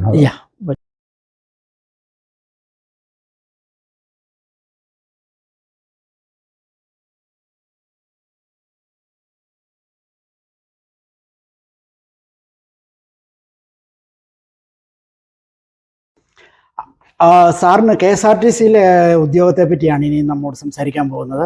KSRTCയിലെ അനുഭവങ്ങൾ, യാത്രാ വിശേഷങ്ങൾ, കൂടെ ജോലി ചെയ്തവരെ, KSRTCയിലെ പ്രവർത്തനം, ലാഭത്തിൽ എങ്ങനെ പ്രവർത്തിക്കുക, ഇതിനെ പറ്റിയൊക്കെ സാർ സംസാരിക്കുന്നതാണ് നമ്മളോട്. Thank you. KSRTCയിൽ എനിക്ക് ജോലി കിട്ടുന്നത് 78-ലാണ് എനിക്ക് KSRTC ജോലി കിട്ടുന്നത്. അത് അവിടുന്ന് ആദ്യം പോസ്റ്റിംഗ് കിട്ടുന്നത് തൃശ്ശൂരായിരുന്നു. അപ്പം തൃശ്ശൂർ എനിക്ക് ഒരു പരിചയമില്ലാത്ത സ്ഥലമാണ്. ഞാൻ അധികം യാത്രയൊന്നും ചെയ്തിട്ടില്ല. കോളേജ് പഠനത്തിന് മുമ്പ് അധികം യാത്രകളൊന്നും ചെയ്തിട്ടില്ല. അപ്പോൾ തൃശ്ശൂർ പോലും എനിക്ക് ഒരു അപരിചിതമായ സ്ഥലമായിരുന്നു. അവിടെ ചെന്ന് കഴിഞ്ഞപ്പോഴത്തേക്കിന് അവിടുത്തെ പൊതുവായ രീതി എന്താണെന്ന് ചോദിച്ചാൽ, ഒരാൾ കണ്ടക്ടറായിട്ട് ജോലി ചെയ്യാൻ ചെന്നാൽ അവിടുത്തെ യൂണിയൻകാരാദ്യം കയറി ചാക്കിടും. അവരുടെ യൂണിയനിൽ ചേർക്കുക എന്നുള്ളതാണ് അവരുടെ ലക്ഷ്യം. അവിടെ അന്ന് പ്രധാനമായിട്ടുണ്ടായിരുന്നത് INTUC, CITU അതായത് കോൺഗ്രസിൻ്റെയും കമ്മ്യൂണിസ്റ്റുകാരുടെയും പിന്നെ യൂണിയനുകളാണ് അന്ന് മുന്നിട്ട് നിന്നിരുന്നത്. ആ യൂണിയൻകാര് നമ്മളെ ഏത് കണ്ടക്ടറായാലും അല്ലെ ഏത് ജോലിക്കാരൻ വന്നാലും അവരാണ് ആദ്യം അവരെ പിന്നെ അവരുടെ കൂട്ടത്തിൽ ചേർക്കുക എന്നുള്ളതാണ് അവരുടെ ലക്ഷ്യം. അങ്ങനെ എന്നെ കൊണ്ടുപോയാലും CIT-കാർ എന്നോട് എൻ്റെ അടുത്ത് അല്ല പിന്നെ INTC-കാരും എന്നെ സമീപിച്ചില്ല. ഇങ്ങനെ 2 എണ്ണം ആണ് പ്രധാനമായിട്ടുള്ള. അവർക്ക് അവിടെ ലോഡ്ജും ഉണ്ട്. ഇപ്പം ജോലിക്ക് ചെല്ലുമ്പോഴത്തേനും നമുക്ക് താമസിക്കാൻ ഒരു ദിവസം പോരല്ലോ. അപ്പം സ്ഥിരമായിട്ട് താമസിക്കാൻ സൗകര്യം ഉള്ളിടത്താണ് നമുക്ക് നോക്കേണ്ടത്. അപ്പം അതിനൊക്കെ ഒത്തിരി പണച്ചെലവുള്ള കാര്യങ്ങളാണ്. അതുപോലെ എനിക്ക് പരിചയമില്ല. അപ്പം ആദ്യം വന്ന് എന്നെ കുളിച്ചവരുടെ കൂട്ടത്തിൽ അങ്ങ് പോയി. വിളിച്ചത് CIT-കാരാ. അവരുടെ കൂടെ ഞാൻ അങ്ങ് പോയി. അവരുടെ ലോഡ്ജിലായിരുന്നു പിന്നെ താമസം എന്ന് പറഞ്ഞാൽ അല്പം അത്ര വലിയ സൗകര്യങ്ങളൊന്നുമില്ല. അതൊക്കെ പറയാൻ പോയാൽ ഒത്തിരി ദുരിതപൂർണമായിട്ടുള്ള കാലമായിരുന്നു എന്ന് മാത്രമേ ഞാൻ ചുരുക്കി പറയാം. നമ്മൾ പിന്നെ ഇങ്ങനെ പ്രത്യേകിച്ച് മുറികളോ ഇങ്ങനെയൊന്നും ഇല്ല. ഒരു കോമൺ ആയിട്ടുള്ളൊരു ഇതിനകത്താണ് നമുക്ക് താമസിക്കേണ്ടത്. അപ്പം നമ്മൾ വൈകിട്ട് ചിലപ്പം ഡ്യൂട്ടി കഴിഞ്ഞ് വരുമ്പോഴത്തേനും നമുക്ക് നമ്മുടെ സ്ഥലത്ത് വേറെ ഒരുത്തം കയറി കിടക്കുന്നുണ്ടെങ്കിൽ നമ്മൾ വേറെ ഇടകളിടത്തോട്ട് കയറി കിടക്കുക, അത്രേ ഉള്ളൂ. അപ്പം 2 ലോഡ്ജുകളാണ്. അത് തന്നെ അതിൻ്റെ പേര് ഞാൻ മറന്നു. ഒന്ന് കറുപ്പനത്ത് ലോഡ്ജ് എന്ന് പറഞ്ഞാൽ തോന്നുന്നു INTC-കാരുടെ. മറ്റവരുടെ പേര് ഞാൻ ഓർക്കുന്നില്ല. ഏതായാലും സ്റ്റാൻഡിൻ്റെ തൊട്ടടുത്തായിരുന്നു 2ൻ്റെയും താമസ സ്ഥലങ്ങൾ. അവിടെ 1 വർഷത്തോളം ഉണ്ടായിരുന്നു ഞാൻ പിന്നെ ഉണ്ടായിരുന്നു. അന്ന് തുടക്കക്കാരൻ എന്നുള്ള നിലയിൽ അവിടുത്തെ ലോക്കൽ സർവീസ് മുതൽ അന്നത്തെ ഏറ്റവും ടോപ്പായിട്ടുള്ള ഒരു പച്ച വണ്ടി ഉണ്ടായിരുന്നല്ലോ, എന്താ എക്സ്പ്രസ്, കണ്ണൂർ എക്സ്പ്രസോ എന്തോ അങ്ങനെ, സുൽത്താൻ ബത്തേരി എക്സ്പ്രസ് അങ്ങനെയാണ്ടും പറഞ്ഞൊരു ബസ്സാണ്. അതായത് ഓർഡിനറി ബസ് മുതൽ ഏറ്റവും കൂടിയ സുൽത്താൻ ബത്തേരി ബസ്സിൽ വരെ കണ്ടക്ടറായിട്ട് ഞാൻ ജോലിക്ക് പോയിട്ടുണ്ട്. ഒരു പ്രാവശ്യം ഈ ഏറ്റവും ബുദ്ധിമുട്ടുള്ളതെന്ന് വെച്ചാൽ പലപ്പോഴും പലരും ടിക്കറ്റ് എടുക്കുകയില്ല. നമ്മൾ അവരും ഉണ്ടാതിരിക്കും. നമ്മൾ എപ്പോഴും ഈ തിരക്കിനിടയിൽ ഈ ടിക്കറ്റിന് കൊടുക്കുകയും എണ്ണി നോക്കുകയൊക്കെ ചെയ്യുന്നത് പ്രായോഗികമായിട്ട് അത്ര എളുപ്പമുള്ള കാര്യമല്ല. അപ്പം ഒരു പ്രാവശ്യത്തെ ഒരു ദുരനുഭവം ഉണ്ടായത് പറഞ്ഞാൽ, ഞാൻ പിന്നെ ബസ്സിൽ ഇങ്ങനെ ഡ്യൂട്ടിയിലിരിക്കെ ഞാൻ എണ്ണി നോക്കി. അപ്പോൾ അതായത് കുഴപ്പം എന്നാന്ന് വെച്ചാൽ നമ്മൾ ജോലി ചെയ്യുന്ന എത്ര തിരക്കാന്ന് പറഞ്ഞാലും ആര് ടിക്കറ്റ് എടുത്തില്ലെന്ന് പറഞ്ഞാലും ഒരു ചെക്കിംഗ് ഇൻസ്പെക്ടർ കയറി കഴിഞ്ഞാൽ നമ്മുടെ പുറത്താണ് എൻ്റെ കുറ്റം മുഴുവൻ. നമ്മുടെ ജോലി പോകുന്ന ഏർപ്പാടാണ്. അപ്പം ഇത് ഒരു പ്രാവശ്യം ഞാൻ എണ്ണി നോക്കുക, ഒരാൾ ടിക്കറ്റ് എടുത്തിട്ടില്ല എന്ന് എനിക്ക് ബോധ്യമുണ്ട്. അപ്പം വിളിച്ചു ചോദിക്കുന്നു, 100 പ്രാവശ്യം അങ്ങോട്ടും ഇങ്ങോട്ടും നടക്കുന്നു, ഒന്നും ഒരുത്തരും മിണ്ടുന്നില്ല. ഒടുവിൽ ഒരു മനുഷ്യൻ ഇരുന്ന് ഉറങ്ങുന്ന പോലെ ഏറ്റവും ബാക്ക് സീറ്റ് ഇരിപ്പുണ്ട്. ആ മനുഷ്യനെ ഞാൻ ഉണത്തുകയല്ല, സത്യത്തിൽ കള്ളയുറക്കമായിരുന്നു, ഉറങ്ങുന്നില്ലായിരുന്നു. ആ ആള് അവിടെ ഒരു പിന്നെ മജിസ്ട്രേറ്റായിരുന്നു.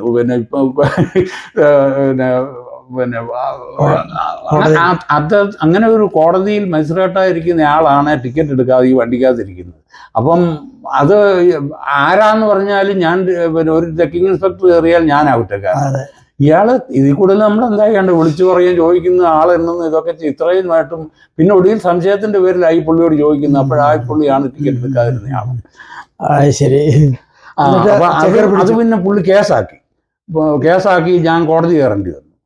പുള്ളി എൻ്റെ പേര് കേസ് കൊടുത്തു. പുള്ളി ഞാൻ പിന്നെ അവഹേളിച്ചെന്നും പറഞ്ഞുകൊണ്ട് അങ്ങനെ ആയി. പിന്നെ എൻ്റെ യൂണിയൻകാർ CIT യൂണിയൻ ആയിരുന്നു. അതുകൊണ്ട് യൂണിയൻകാർ ഇടപെട്ട് അത് ഒതുക്കി തീർക്കായിരുന്നു പിന്നീട് ചെയ്തത്. എന്നിട്ട് കോടതി പോണ്ടി വന്നു.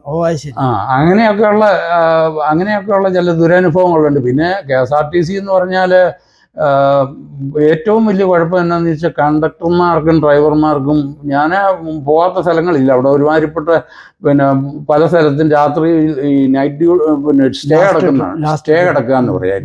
അതായത് അത് ചിലപ്പം നല്ല പിന്നെ എന്തോ ഈ പിന്നെ ഉൾനാടുകളിലൊക്കെ ആയിരിക്കും പോകുന്നത്. അവിടെ പോയി നമ്മൾ അവിടെ കിടന്നിട്ട് രാവിലെ എഴുന്നേറ്റ് തിരിച്ച് സർവീസ് എന്തോ തിരിച്ച് പിന്നെ അവിടുന്ന് രാവിലെ തിരിച്ച് സർവീസ് വരിക എന്നുള്ളതാണ്. അപ്പോൾ സ്റ്റേ കിടക്കുന്നവരുടെ വലിയ പ്രശ്നം എന്താണെന്ന് ചോദിച്ചാൽ അവിടെ നമ്മളെ ഈ പിന്നെ വണ്ടിയെ തന്നെ കിടക്കണം, അല്ലാതെ വേറൊരു ലോഡ്ജിങ്ങും ബോർഡിങ്ങും ഒന്നും. ആ വണ്ടിയുടെ എന്ന് പറഞ്ഞാൽ KSRTC വണ്ടി മുഴുവൻ മൂട്ടയുടെ ഇതിന്റെ ഈ സീറ്റുകളുടെ മുഴുവൻ ചകിരി റബ്ബർ കൊണ്ടുണ്ടാക്കുന്നത്. അപ്പൊ ഇതിനകത്ത് മുഴുവൻ മൂട്ടയുടെ വാസമാണ്. അപ്പം രാത്രി നമ്മൾ കിടക്കുമ്പോ ഈ മൂട്ട നമ്മളെ അത് ആ രാത്രി വണ്ടിയിൽ കിടന്നിട്ട് രാവിലെ എഴുന്നേറ്റ് അവിടുന്ന് പോരുന്നതിന് മുമ്പ് നമുക്ക് അറ്റ്ലീസ്റ്റ് വലുതൊക്കെയും ഇതൊക്കെ വേണം. അതിനൊക്കെ ഒന്നിനും സ്ഥലമില്ല. അവിടെ പോയി പെരുവഴി കിടന്നുറങ്ങുക, പെരുവഴി ബസ്സേ കിടന്നുറങ്ങുക, മൂട്ടകടി കൊള്ളുക. ഒരു പ്രാവശ്യം ഞാൻ അവിടെ അടുത്ത് കിടന്നപ്പോഴത്തേക്കിന് ഈ ചോരുന്ന ബസ്സായിരുന്നു. അപ്പം പിന്നെ എൻ്റെ ഈ മൂട്ടകടി കാരണം ഞാൻ പുറകിൽ നിന്ന് എടുത്തുനിന്ന് മാറി വേറൊരു സീറ്റ് വന്ന് കിടന്നു. അപ്പോഴാണ് രാത്രി നല്ല കോരിച്ചൊരിയുന്ന മഴ. അതിനകത്തൊന്ന് ദേഹം മുഴുവൻ നനഞ്ഞു. രാവിലെ നോക്കിയപ്പോഴത്തേന് എൻ്റെ നല്ല അന്ന് കാക്കിയാണ്, പോലീസിന്റെ വേഷം പോലെയാണ്, കാക്കി പാൻസും കാക്കി ഷർട്ടും ഒക്കെയാണ്. അതും മുഴുവൻ നനഞ്ഞു. അത് കാരണം ഞാൻ കൊണ്ടുപോയിരുന്ന മുണ്ടും ഷർട്ടും ഇട്ടുകൊണ്ട് എനിക്ക് ജോലി ചെയ്യേണ്ടി വന്നു. അതിന് ഇൻസ്പെക്ടർ പിടിച്ച അങ്ങനെയൊക്കെയുള്ള അനുഭവങ്ങളാണ്. അതുപോലെ പിന്നെ എന്താ വെച്ചാൽ എപ്പോഴും ഈ തിരക്കാണ് ബസ്സിനകത്ത്. നമുക്ക് ആൾക്കാർ ഇടിച്ചങ്ങ് കയറുകയാണ്. ആ ഇടിച്ചു കയറി പിന്നെ ചില നല്ല ഡ്രൈവർമാരാണ്. ഇപ്പൊ ഉദാഹരണം പറഞ്ഞാൽ ചങ്ങനാശ്ശേരി കടങ്ങറ പണ്ട് ബസ് പാലമില്ലായിരുന്ന കാലത്താണ് പിന്നെ ഈ നമ്മള് കടങ്ങറ വരെ ഒരു ട്രിപ്പ്, പിന്നെ കടങ്ങറയിൽ നിന്ന് നെടുമുടിക്ക് വരണം, പിന്നെ പള്ളാത്തുരുത്തിക്ക് വരണം, അങ്ങനെയാണ് ആലപ്പുഴയ്ക്ക് പോകുന്നത്. അപ്പൊ ഈ പല സ്ഥലത്തും ഈ കിടന്ന് നനഞ്ഞ് പോകേണ്ടി വരും. അതുപോലെ തന്നെ ഇപ്പൊ കടങ്ങറ ടു ചങ്ങനാശ്ശേരി സർവീസ് പോവുകയാണെങ്കിൽ ഈ പിന്നെ 20 മിനിറ്റാണ് അവർ പറയുന്നതെങ്കിലും നല്ല ഡ്രൈവർമാരാണ് 10 മിനിറ്റ് കൊണ്ട് ഓടി അവർ ചങ്ങനാശ്ശേരി സ്റ്റാൻഡിലെത്തും. അതിനോടകം വണ്ടി നിറച്ചുള്ള പിള്ളേർ നിറച്ച് കാണും. അങ്ങനെ കോളേജ് പിള്ളേർ കാണും, ജോലിക്ക് വരുന്നവർ കാണും. അത് നിറച്ചുള്ള ടിക്കറ്റ് കൊടുക്കാനുള്ള സമയമൊന്നും നമുക്ക് കിട്ടത്തില്ല. നിർത്തിയിട്ടച്ച് കൊടുത്തു കഴിഞ്ഞാൽ ഇവന്മാർ പ്രശ്നം ഉണ്ടാക്കും, പിള്ളേർ പ്രശ്നം ഉണ്ടാക്കും. അങ്ങനെ ഒത്തിരിയേറെ പ്രശ്നങ്ങൾ ഉണ്ടാക്കിയിട്ടുണ്ട്. അനുഭവം ഒത്തിരി കടുത്ത ജോലിയായിരുന്നു എനിക്ക് ആ ജോലി. സത്യം പറഞ്ഞാൽ അതിൻ്റെ പിന്നെ എന്നാന്ന് ചോദിച്ചാൽ ഈ പിന്നെ നിന്നോണ്ട് നമ്മൾ ഓടുന്ന വണ്ടിയിൽ കൈ പിടിക്കാതെ വേണം അതിൽ ജോലി ചെയ്യാൻ. അപ്പം അങ്ങനെ എൻ്റെ നടുവിന് കുറേ പ്രോബ്ലങ്ങളൊക്കെ ഉണ്ടായിരുന്നു. വൈകിട്ട് ജോലി കഴിയുമ്പോഴത്തേന് ഭയങ്കര പുറത്തിന് വേദനയൊക്കെ ആയിട്ട് എനിക്ക് അനുഭവം ഉണ്ടായിട്ടുണ്ട്. വളരെ കഷ്ടപ്പാട് പിടിച്ച ഒരു ജോലിയാണ്. പിന്നെ ഒരു ജോലി വേണം. ഈ സമയത്ത് ഡ്രൈവർമാരുടെ സ്ഥിതി എന്തുവാ? ശരിക്കും പറഞ്ഞാൽ അവർക്കാണോ ബുദ്ധിമുട്ട് കൂടുതൽ, അതോ കണ്ടക്ടർമാർക്കാണോ? ഞാൻ നോക്കിയിട്ട് കണ്ടക്ടർമാരുടെ അത്രയും ബുദ്ധിമുട്ട് ഡ്രൈവർക്ക് ഇല്ല. അവര് വണ്ടി ഓടിച്ച ആൾക്ക് യാത്രക്കാരുമായിട്ട് ഇടപെടുവായിട്ട് കുടിക്കൊന്നും പ്രശ്നമില്ല. നമ്മൾ ഈ പിള്ളേരുമായിട്ട് 100 തരം സ്വഭാവക്കാരാണ് വരുന്നത്. ഒത്തിരിയേറെ അനുഭവങ്ങളുണ്ട്. പിന്നെ വളരെ ദുരിതം പിടിച്ച പരിപാടിയായിരുന്നു. പക്ഷെ ചങ്ങനാശ്ശേരി വന്ന് കുറെ കാലം കഴിഞ്ഞപ്പോഴത്തേക്കിന് ഞാൻ പിന്നെ കുറെ കൂടെ മെച്ചപ്പെട്ട രീതിയിൽ വന്ന് സ്റ്റേഷൻ മാസ്റ്ററായിട്ടും പിന്നെ റിസർവേഷനിലും അനൗൺസ്മെന്റിലും ഒക്കെ ആയിട്ട് കൂടുതലും ഇരിക്കാനുള്ള ഒരു അവസരം കിട്ടിയിട്ടുണ്ട്. അപ്പം കണ്ടക്ടറായിട്ട് പോകുന്നതിനേക്കാളും ഒത്തിരി സുഖമാണ് ആ ജോലി എന്ന് പറഞ്ഞാൽ. ഞങ്ങളുടെ കൂടെ അന്നത്തെ കാലത്ത് കണ്ടക്ടേഴ്സ് ജോലി എന്ന് പറഞ്ഞാൽ എൻ്റെ കൂടെ ഉണ്ടായിരുന്ന ആൾക്കാർ ഭൂരിഭാഗവും MA ക്കാരും MA BEd ഒക്കെയുള്ള വളരെ ഉന്നത വിദ്യാഭ്യാസമുള്ളവരാണ് കണ്ടക്ടർ കാര്യം. ജോലിക്ക് നല്ല ശമ്പളമുണ്ട്. പിന്നെ നാട്ടിൽ ജോലി കിട്ടാൻ സാധ്യതയില്ലാത്തതുകൊണ്ട് എൻ്റെ കൂടെ ഒത്തിരി പേരുണ്ടായിരുന്നു. MAയും BEd പഠിച്ച പിള്ളേരും ഒക്കെ ഉണ്ടായിരുന്നു എൻ്റെ കൂടെ. ഈ തൃശ്ശൂരിലായാലും Changanassery വന്നപ്പോഴായാലും MA എടുത്തവർ, MA BEd MA MEd എടുത്തവർ വരെ കണ്ടക്ടേഴ്സായിട്ട് ജോലി ചെയ്തിട്ടുണ്ട്. അപ്പം ചങ്ങനാശ്ശേരിയിൽ വന്നു കഴിഞ്ഞപ്പോഴത്തേക്കിന് ഞാൻ അവിടെ ഒരു കണ്ടക്ടേഴ്സ് യൂണിയൻ അവരെ പുതുതായിട്ടുണ്ടാക്കി. അതായത് പിന്നെ നേരത്തെ ഈ CITUവിൻ്റെയും INTUCയും കുത്തകയായിരുന്നു KSRTC എന്ന് പറയുന്നത്. അപ്പം അവിടെ പുതിയതായിട്ട് TS ജോൺ മന്ത്രിയായിരുന്നപ്പോഴാണ് അതോ MLA ആയിരുന്നപ്പോഴാണ്, ഞാൻ കൃത്യം ഓർക്കുന്നില്ല, പിന്നെ ഒരു കണ്ടക്ടേഴ്സ് യൂണിയൻ തുടങ്ങി അഖില കേരള അടിസ്ഥാനത്തിൽ. പിന്നെ ഒരു കണ്ടക്ടേഴ്സിന് മാത്രം. അതായത് കേരള കോൺഗ്രസിന്റെ TS ജോൺ ആയിരുന്നു അന്നത്തെ അല്ല ഈ യൂണിയന്റെ ഹെഡായിട്ട് വന്നത്. അപ്പൊ ആ TS ജോണിന്റെ നേതൃത്വത്തിലുള്ള കണ്ടക്ടേഴ്സ് യൂണിയനിലെ ചങ്ങനാശ്ശേരി ഡിപ്പോയിലെ സെക്രട്ടറി ആയിരുന്നു ഞാൻ. അപ്പം ആ പിന്നെ യൂണിയൻ തലപ്പത്തിരിക്കുന്ന ആളെന്നുള്ള നിലയിൽ കുറെ കൂടെ നമുക്ക് അത് പിന്നെ KSRTCയുടെ ഒരു ശാപമാണെന്നാണ് എനിക്ക് തോന്നിയിരിക്കുന്നത്. കാര്യം എന്നാന്ന് ചോദിച്ചാല് എന്തെങ്കിലും തലപ്പത്തിരിക്കുന്നവർക്ക് ജോലിയൊന്നും ചെയ്യേണ്ട, അവർക്ക് സുഖമുള്ള ജോലികളൊക്കെ കിട്ടുക അവർക്ക് ഇരിക്കും. പലരും ഈ കണ്ടക്ടേഴ്സായിട്ട് എൻ്റെ കൂടെ വർക്ക് ചെയ്തിരുന്നവർ പലരും പിന്നെ 2-3 പേരെ ക്ലറിക്കൽ ജോബിലേക്ക് മാറി. ഈ കണ്ടക്ടേഴ്സ് ജോലി എന്ന് പറഞ്ഞാൽ വളരെ കഷ്ടപ്പാട് പിടിച്ചതായിരുന്നുകൊണ്ട് അവര് പിന്നെ ഈ വേറെ ഈ പിന്നെ ഓപ്പണിംഗ് വരുമ്പോഴത്തേക്കിന് അതെല്ലാം സ്വാധീനമൊക്കെ ഉണ്ട്. അപ്പം അവരൊക്കെ ഈ ഇതിലേക്ക് കയറി ക്ലർക്കിയൽ ജോബിലേക്ക് മാറി.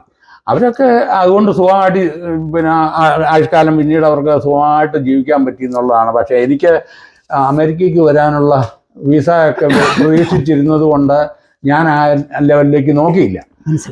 എങ്കിലും ബാക്കി 7 വർഷത്തിൽ 1 വർഷം തൃശ്ശൂർ ഒഴിച്ചു കഴിഞ്ഞാൽ 6 വർഷം ഞാൻ ചങ്ങനാശ്ശേരി ഡിപ്പോയിലാണ് ജോലി ചെയ്തത്. അപ്പോൾ ആ ചങ്ങനാശ്ശേരി ഡിപ്പോയിൽ ജോലി ചെയ്തിരുന്നപ്പോഴും ഇതുപോലെ തന്നെ എല്ലാ സ്ഥലങ്ങളിലേക്കും ചെറിയ വഴികൾ തൊട്ട് ഒത്തിരി ദൂരോട്ടുള്ളതുമായിട്ടുള്ള വലിയ പിന്നെ എല്ലാ സ്റ്റേഷൻ മാസ്റ്റർ ജോലിയും റിസർവേഷനും അങ്ങനെ ഒത്തിരിയേറെ വൈവിധ്യമാർന്ന ജോലികളെല്ലാം ഞാൻ ചെയ്തിട്ടുണ്ട് ആ സമയത്ത്. പിന്നെന്തുവാ കൂടുതൽ സാറേ ഇതിനിടയ്ക്ക് സാറിന് ഇപ്പം റോഡിലൊക്കെ ഭയങ്കര ഗുണ്ടാ വർക്കുകളാണല്ലോ.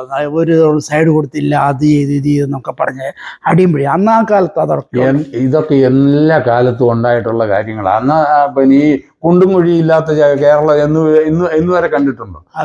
അന്നും ഉണ്ട് ഇന്നും ഉണ്ട്. ആ ദുരിതം പിടിച്ച വഴികളിലൂടെയുള്ളതാണ് ഡ്രൈവർമാരുടെ യാത്ര. അവർക്ക് ബുദ്ധിമുട്ടില്ലെന്നല്ല ഞാൻ പറയുന്നത്. പക്ഷേ പിന്നെ ഒരു കണ്ടക്ടർ അമേരിക്കയിലുള്ള എഴുത്തുകാരുമായിട്ട് പിന്നെ പരിചയപ്പെടുന്നതിന് മുമ്പ് തന്നെ ഞാൻ ആ ലൈബ്രറി തുടങ്ങി. അവിടെ ഞാൻ തുടങ്ങിയതല്ല, ഞാൻ വന്നപ്പോൾ ആ ലൈബ്രറി ഉണ്ടായിരുന്നു. പിന്നെ അതിനകത്ത് കുറെ കൂടെ പുസ്തകങ്ങൾ ശേഖരിക്കാൻ സാധിച്ചു എന്നുള്ളതുണ്ട്. അത് കഴിഞ്ഞതിന് ശേഷം ഈ സാഹിത്യവുമായി താല്പര്യമുള്ളവരുടെ ഒരു സംഘടന ഉണ്ടാക്കണമെന്നുള്ള ഒരു ആഗ്രഹം മനസ്സിൽ തോന്നി. അങ്ങനെ ഈ പറഞ്ഞ മനു മാത്യു, അതുപോലെ തന്നെ അന്ന് ഡാളസും പരിസരത്തും ഉണ്ടായിരുന്ന ചിലരെ ഉൾപ്പെടുത്തി ഞങ്ങളൊരു KLS എന്ന് പറഞ്ഞ പേരിലൊരു സാഹിത്യ സംഘടന രൂപം കൊടുത്തു. KLS എന്ന് പറഞ്ഞാൽ Kerala literary society of Dallas എന്നാണ് എൻ്റെ മുഴുവൻ പേര്. അപ്പോൾ അതിൻ്റെ ആദ്യത്തെ സെക്രട്ടറിയും 2ാമത് പ്രസിഡൻറ്റും ഇരുന്നിട്ടുണ്ട് ഞാൻ. ആ KLS ഈ സാഹിത്യ സംഘടന എന്ന് പറഞ്ഞാൽ എഴുത്തുകാരെ സൃഷ്ടിക്കുക എന്നുള്ള ഒരു സാഹിത്യ സംഘടനയ്ക്ക് സാധിക്കുന്നതല്ല. എനിക്ക് അതിനകത്ത് വിശ്വാസവും ഇല്ല. സാഹിത്യ സംഘടന ഉണ്ടായതുകൊണ്ട് സാഹിത്യകാരനുണ്ടാകുമെന്ന് വിശ്വസിക്കുന്നില്ല. സാഹിത്യ സംഘടന എന്ന് പറഞ്ഞാൽ സത്യത്തിൽ സാഹിത്യകാരന്മാരുടെ ഒരു കൂട്ടായ്മ, അങ്ങനെയുള്ള താല്പര്യമുള്ളവർക്ക് ഒന്നിച്ചിരുന്ന് സംസാരിക്കാനും ഒക്കെയുള്ള ഒരു വേദി. പിന്നെ അപ്പോൾ അന്ന് കേരള അസോസിയേഷന് ഉണ്ടായിരുന്നെങ്കിലും അവിടെയും വിഷയം സാഹിത്യമൊന്നും അത്ര വലിയ പ്രാധാന്യം കൊടുത്തിരുന്നില്ല. അപ്പം എങ്കിലും ഈ കയ്യെഴുത്ത് മാസികയിലൂടെ അവിടെയുള്ള കഴിവുള്ളവർക്ക് സാഹിത്യ സൃഷ്ടികളൊക്കെ പ്രസിദ്ധീകരിക്കുമായിരിക്കും. പിന്നെ അന്നത്തെ കാലത്തെന്ന് പറഞ്ഞാൽ നാട്ടിൽ നിന്നുള്ള പത്രമൊക്കെ ഇവിടെ വരണമെങ്കിൽ മാസങ്ങൾ കഴിഞ്ഞായിരിക്കും പത്രങ്ങളൊക്കെ വരുന്നത്. അന്നേരം അതൊക്കെയായിരുന്നു അന്നത്തെ മാധ്യമങ്ങളെന്ന് പറഞ്ഞാൽ. തീരെ നമ്മൾ അന്ന് ഇൻ്റർനെറ്റ് ഇല്ല, സെൽഫോണില്ല, ഒന്നുമില്ല. അപ്പം ലാൻഡ് ഫോണിൽ കൂടെ ഉള്ള ബന്ധവും പിന്നെ നാട്ടിൽ നിന്ന് വല്ലപ്പോഴും വരുന്ന പത്രങ്ങളും ഒക്കെയാണ് മലയാള പിന്നെ താല്പര്യമുള്ളവർക്ക് വായിക്കാനായിട്ടും വാർത്ത വായിക്കാനോ അല്ലെങ്കിൽ കഥ വായിക്കാനോ ഒക്കെ എന്നുള്ള സൗകര്യമൊന്നും ഇല്ലായിരുന്നു. പിന്നീടുള്ളത് ഈ പറഞ്ഞ ലൈബ്രറിയിലൊക്കെയാണ്. അപ്പോൾ അവിടുന്ന് പുസ്തകങ്ങൾ വായിക്കാമെന്നല്ലാതെ പത്രമാസികകളൊന്നും അന്ന് കോമൺ അല്ലായിരുന്നു, വരത്തുമില്ലായിരുന്നു. അപ്പോൾ അങ്ങനെ ഇരുന്നപ്പോഴത്തേന് ഞങ്ങൾ ഈ സാഹിത്യ പിന്നെ സ്നേഹമുള്ള കുറേ പേര് കൂടിയാണ് ഈ KLS തുടങ്ങിയത്. അതിൻ്റെ ആദ്യത്തെ സെക്രട്ടറിയും 2ാമത്തെ പ്രസിഡൻറ്റും മാത്രമല്ല അതിൻ്റെ ഭരണഘടന എഴുതിയത് ഞാനാണ്. അങ്ങനെ അത് മുന്നോട്ട് പോയി കഴിഞ്ഞപ്പോഴത്തേക്കിനാണ് ഞങ്ങളെ ഈ ഫൊക്കാനയുമായിട്ടൊക്കെ ബന്ധപ്പെട്ട് അതിൻ്റെ അന്ന് ഫോമായൊന്നുമില്ല. ഫൊക്കാന പിന്നെ ആയിരുന്നു ഉണ്ടായിരുന്ന ഒരു ദേശീയമായിട്ട് മൊത്തമുള്ള ഒരു സംഘടന എന്ന് പറയുന്നത്, മലയാള സംഘടന എന്ന് പറയുന്നത് ഫൊക്കാനയായിരുന്നു. അപ്പം ഫൊക്കാനയുടെ സമ്മേളനങ്ങളൊക്കെ പോകുമ്പോഴും സാഹിത്യ താല്പര്യമുള്ളവർക്ക് ഒരു അംഗീകാരവും പരിഗണനയും ഒന്നും കിട്ടുന്നില്ല എന്നുള്ള തിരിച്ചറിവിൽ നിന്നാണ് ഞങ്ങൾ 1996 ഡാളസിൽ നടത്തിയ ഫൊക്കാനയിൽ തുടങ്ങുന്നതിന് മുമ്പ് തന്നെ ഞങ്ങൾ ഒരു 2-3 പേര് ഒരു ദേശീയ സാഹിത്യ സംഘടന ഉണ്ടാകേണ്ടതിൻ്റെ ആവശ്യം സൂചിപ്പിച്ചുകൊണ്ട് ഞാനും അതുപോലെ തന്നെ അന്ന് നാട്ടിലുണ്ടായിരുന്ന ഒരു CMI അച്ഛൻ്റെ പേര് മറന്നുപോയി, ഞാൻ പിന്നീട് പറയാൻ പേര്. അങ്ങേരുടെ അങ്ങനെ 2-3 പേര് ഞങ്ങൾ അന്നത്തെ പ്രശസ്തമായ പത്രം എന്ന് പറഞ്ഞാൽ മലയാളം പത്രമായിരുന്നു. അപ്പോൾ ആ മലയാളം പത്രത്തിനകത്ത് ഞാനും പിന്നെ ഈ പറഞ്ഞ വേറെ 2 പേര്, എനിക്കൊന്ന് ഹ്യൂസ്റ്റണിൽ നിന്നുള്ള ജോൺ മാത്യു, പിന്നെ CMI അച്ഛനൊരു എഴുത്തുകാരനാണ്, എന്തോ അദ്ദേഹത്തിൻ്റെ പേര്, സോറി ഞാൻ മറന്നുപോയി, പുസ്തകത്തിലുണ്ട്. അങ്ങനെ ഞങ്ങൾ 2-3 പേര് മലയാളം പത്രത്തിൽ ഇങ്ങനെ ഒരു ദേശീയ സാഹിത്യ സംഘടന ഉണ്ടാകേണ്ടതിൻ്റെ ആവശ്യത്തെ പറ്റി ഞങ്ങൾ പത്രങ്ങളിൽ എഴുതി. അപ്പോൾ ഞങ്ങൾ അങ്ങോട്ടും ഇങ്ങോട്ടും ചർച്ച ചെയ്തിട്ടാണ് പിന്നെ അങ്ങനെ ഒരു ന്യൂസ്, ഒരു അവയർനെസ് ഉണ്ടാക്കാൻ വേണ്ടിയാണ് അത് എഴുതിയത്. അങ്ങനെ ന്യൂസ് വന്നു. അത് കഴിഞ്ഞതിന് ശേഷം പിന്നെ 96 പൊക്കാന നടത്തിയപ്പോഴത്തേക്കിന് അവിടെ വെച്ച് ഒരു അന്ന് എല്ലാവരും ഈ ഒരുമിച്ച് കൂടാനുള്ള ഏക അവസരം എന്ന് പറയുന്നത് പൊക്കാനയായിരുന്നു. അപ്പോൾ ആ പൊക്കാനയിൽ സാഹിത്യത്തിന് വലിയ സ്ഥാനമൊന്നും ഞങ്ങൾക്ക് കിട്ടുന്നില്ല എന്നുള്ള ഒരു പരിമിതിയും പരാതിയും ഒക്കെ ഉള്ളതുകൊണ്ട് സമാന ചിന്താഗതിക്കാരെല്ലാം കൂടി ഒരു ദിവസം ഈ 96 പൊക്കാന ഡാളസിലെ ആനറ്റോൾ ഹോട്ടലിൽ വെച്ച് നടത്തിയപ്പം അവിടെ വെച്ച് ഞങ്ങളെല്ലാവരും കൂടി ഒരു മുറിയിൽ വൈകിട്ട് സമ്മേളിച്ചു. കുറേ പേര് ഇങ്ങനെ താല്പര്യമുള്ളവരെല്ലാം കൂടെ അവിടെ കൂടി. ആ സമ്മേളനത്തിൽ വെച്ച് ഡോക്ടർ MST നമ്പൂതിരി ടൈലറിലുണ്ടായിരുന്ന അദ്ദേഹം ഒരു എഴുത്തുകാരനാണ്, കമ്പ്യൂട്ടർ സയൻസിലെ അധ്യാപകനാണ്. അദ്ദേഹത്തിനെ ചെയർപേഴ്സണും എന്നെ കോ ചെയർപേഴ്സണുമായിട്ടൊരു കമ്മിറ്റി എടുത്തു പൊക്കാന സമ്മേളനത്തിൽ വെച്ച് ഇങ്ങനെ ആലോചിക്കാനും അങ്ങനെ സംഘടന രൂപീകരിക്കുന്നതിനുള്ള പ്രവർത്തനങ്ങൾ നടത്താൻ വേണ്ടി. ചെയർപേഴ്സണായിട്ട് MST നമ്പൂതിരിയെയും കോ ചെയറായിട്ട് ജോസഫ് നമ്പിയോട് എന്നെയും തിരഞ്ഞെടുത്തു. അങ്ങനെ തിരഞ്ഞെടുത്തു കഴിഞ്ഞ് 97 ഞാൻ ഇനീഷ്യേറ്റീവ് എടുത്താണ്. അപ്പോൾ KLS-ന് വേണ്ടി എഴുതിയ ഭരണഘടന ഞാൻ കുറച്ചുകൂടെ രൂപമാറ്റം വരുത്തി ദേശീയ സംഘടനയ്ക്ക് വേണ്ടി ഒരു ഭരണഘടന തയ്യാറാക്കി. അതായത് കേരള ലിറ്റററി സൊസൈറ്റി എന്ന ലോക്കൽ സാഹിത്യ സംഘടനയ്ക്ക് വേണ്ടി എഴുതിയ ഭരണഘടന ദേശീയ സംഘടനയായ ലാനയ്ക്ക് വേണ്ടി ഞാൻ തയ്യാറാക്കി. അങ്ങനെ തയ്യാറാക്കി അവിടെ അന്ന് നിലവിലുണ്ടായിരുന്ന അമേരിക്കയിലെല്ലാം ഉള്ള സാഹിത്യ സംഘടനകളുടെ ആൾക്കാരുമായിട്ട് ഞാൻ ബന്ധപ്പെട്ടിട്ട് അവരെയൊക്കെ ക്ഷണിച്ചിട്ട് കേരള അസോസിയേഷൻ്റെ ഡാളസിലെ കേരള അസോസിയേഷൻ്റെ ഓഫീസിൽ വെച്ചൊരു മീറ്റിംഗ് വിളിച്ചു കൂട്ടി. അപ്പം ഹ്യൂസ്റ്റണിൽ നിന്നുള്ള പിന്നെ 5 പേര് അന്ന് അതിൽ പങ്കെടുത്തിരുന്നു. അന്ന് ഹ്യൂസ്റ്റൺ റൈറ്റേഴ്സ് ഫോറം ഉണ്ട്. അന്ന് എല്ലായിടത്തും ഈ ലോക്കൽ സാഹിത്യ സംഘടനകളുണ്ടായിരുന്നു, പക്ഷേ ദേശീയമായ സാഹിത്യ സംഘടന ഇല്ലായിരുന്നു. അതുകൊണ്ട് ഞാൻ പിന്നെ കോ ചെയർപേഴ്സണായിട്ടിരുന്നപ്പം ദേശീയ സംഘടന ഉണ്ടാക്കാൻ വേണ്ടിയാണ് ഞങ്ങളെ സെലക്ട് ചെയ്തത്. അപ്പം ഞാൻ പലയിടത്തും ആൾക്കാരെ വിളിച്ച് അന്ന് നിലവിലുണ്ടായിരുന്ന സാഹിത്യ സംഘടനയുടെ ആൾക്കാരുമായിട്ടെല്ലാം ബന്ധപ്പെട്ട് കുറച്ചുപേരൊക്കെ വന്നു. പിന്നെ ഫിലാഡൽഫിയയിൽ നിന്ന് ഒരാൾ വന്നു, പിന്നെ ചാക്കോ ശങ്കരത്തിൽ വന്നു, ന്യൂയോർക്കിൽ നിന്ന് മനോഹർ തോമസ് വന്നു, ഹ്യൂസ്റ്റണിൽ നിന്ന് 6 പേര് വന്നു. അങ്ങനെ കുറേ പേരെല്ലാം അതിനകത്ത് ഞാൻ എല്ലാവരുടെയും പേര് ഓർക്കുന്നില്ല. അന്ന് ചിക്കാഗോയിൽ നിന്നുള്ള അവിടെ മലയാള സാഹിത്യവേദി എന്ന് പറഞ്ഞിരുന്നുണ്ട്, അവരുടെ ആൾ വന്നു. അങ്ങനെ അന്ന് അറിവിലുണ്ടായിരുന്നിടത്തു നിന്ന് എല്ലാ ആൾക്കാരെ വിളിച്ച് പിന്നെ ആണ് ആ സമ്മേളനം നടത്തിയത്.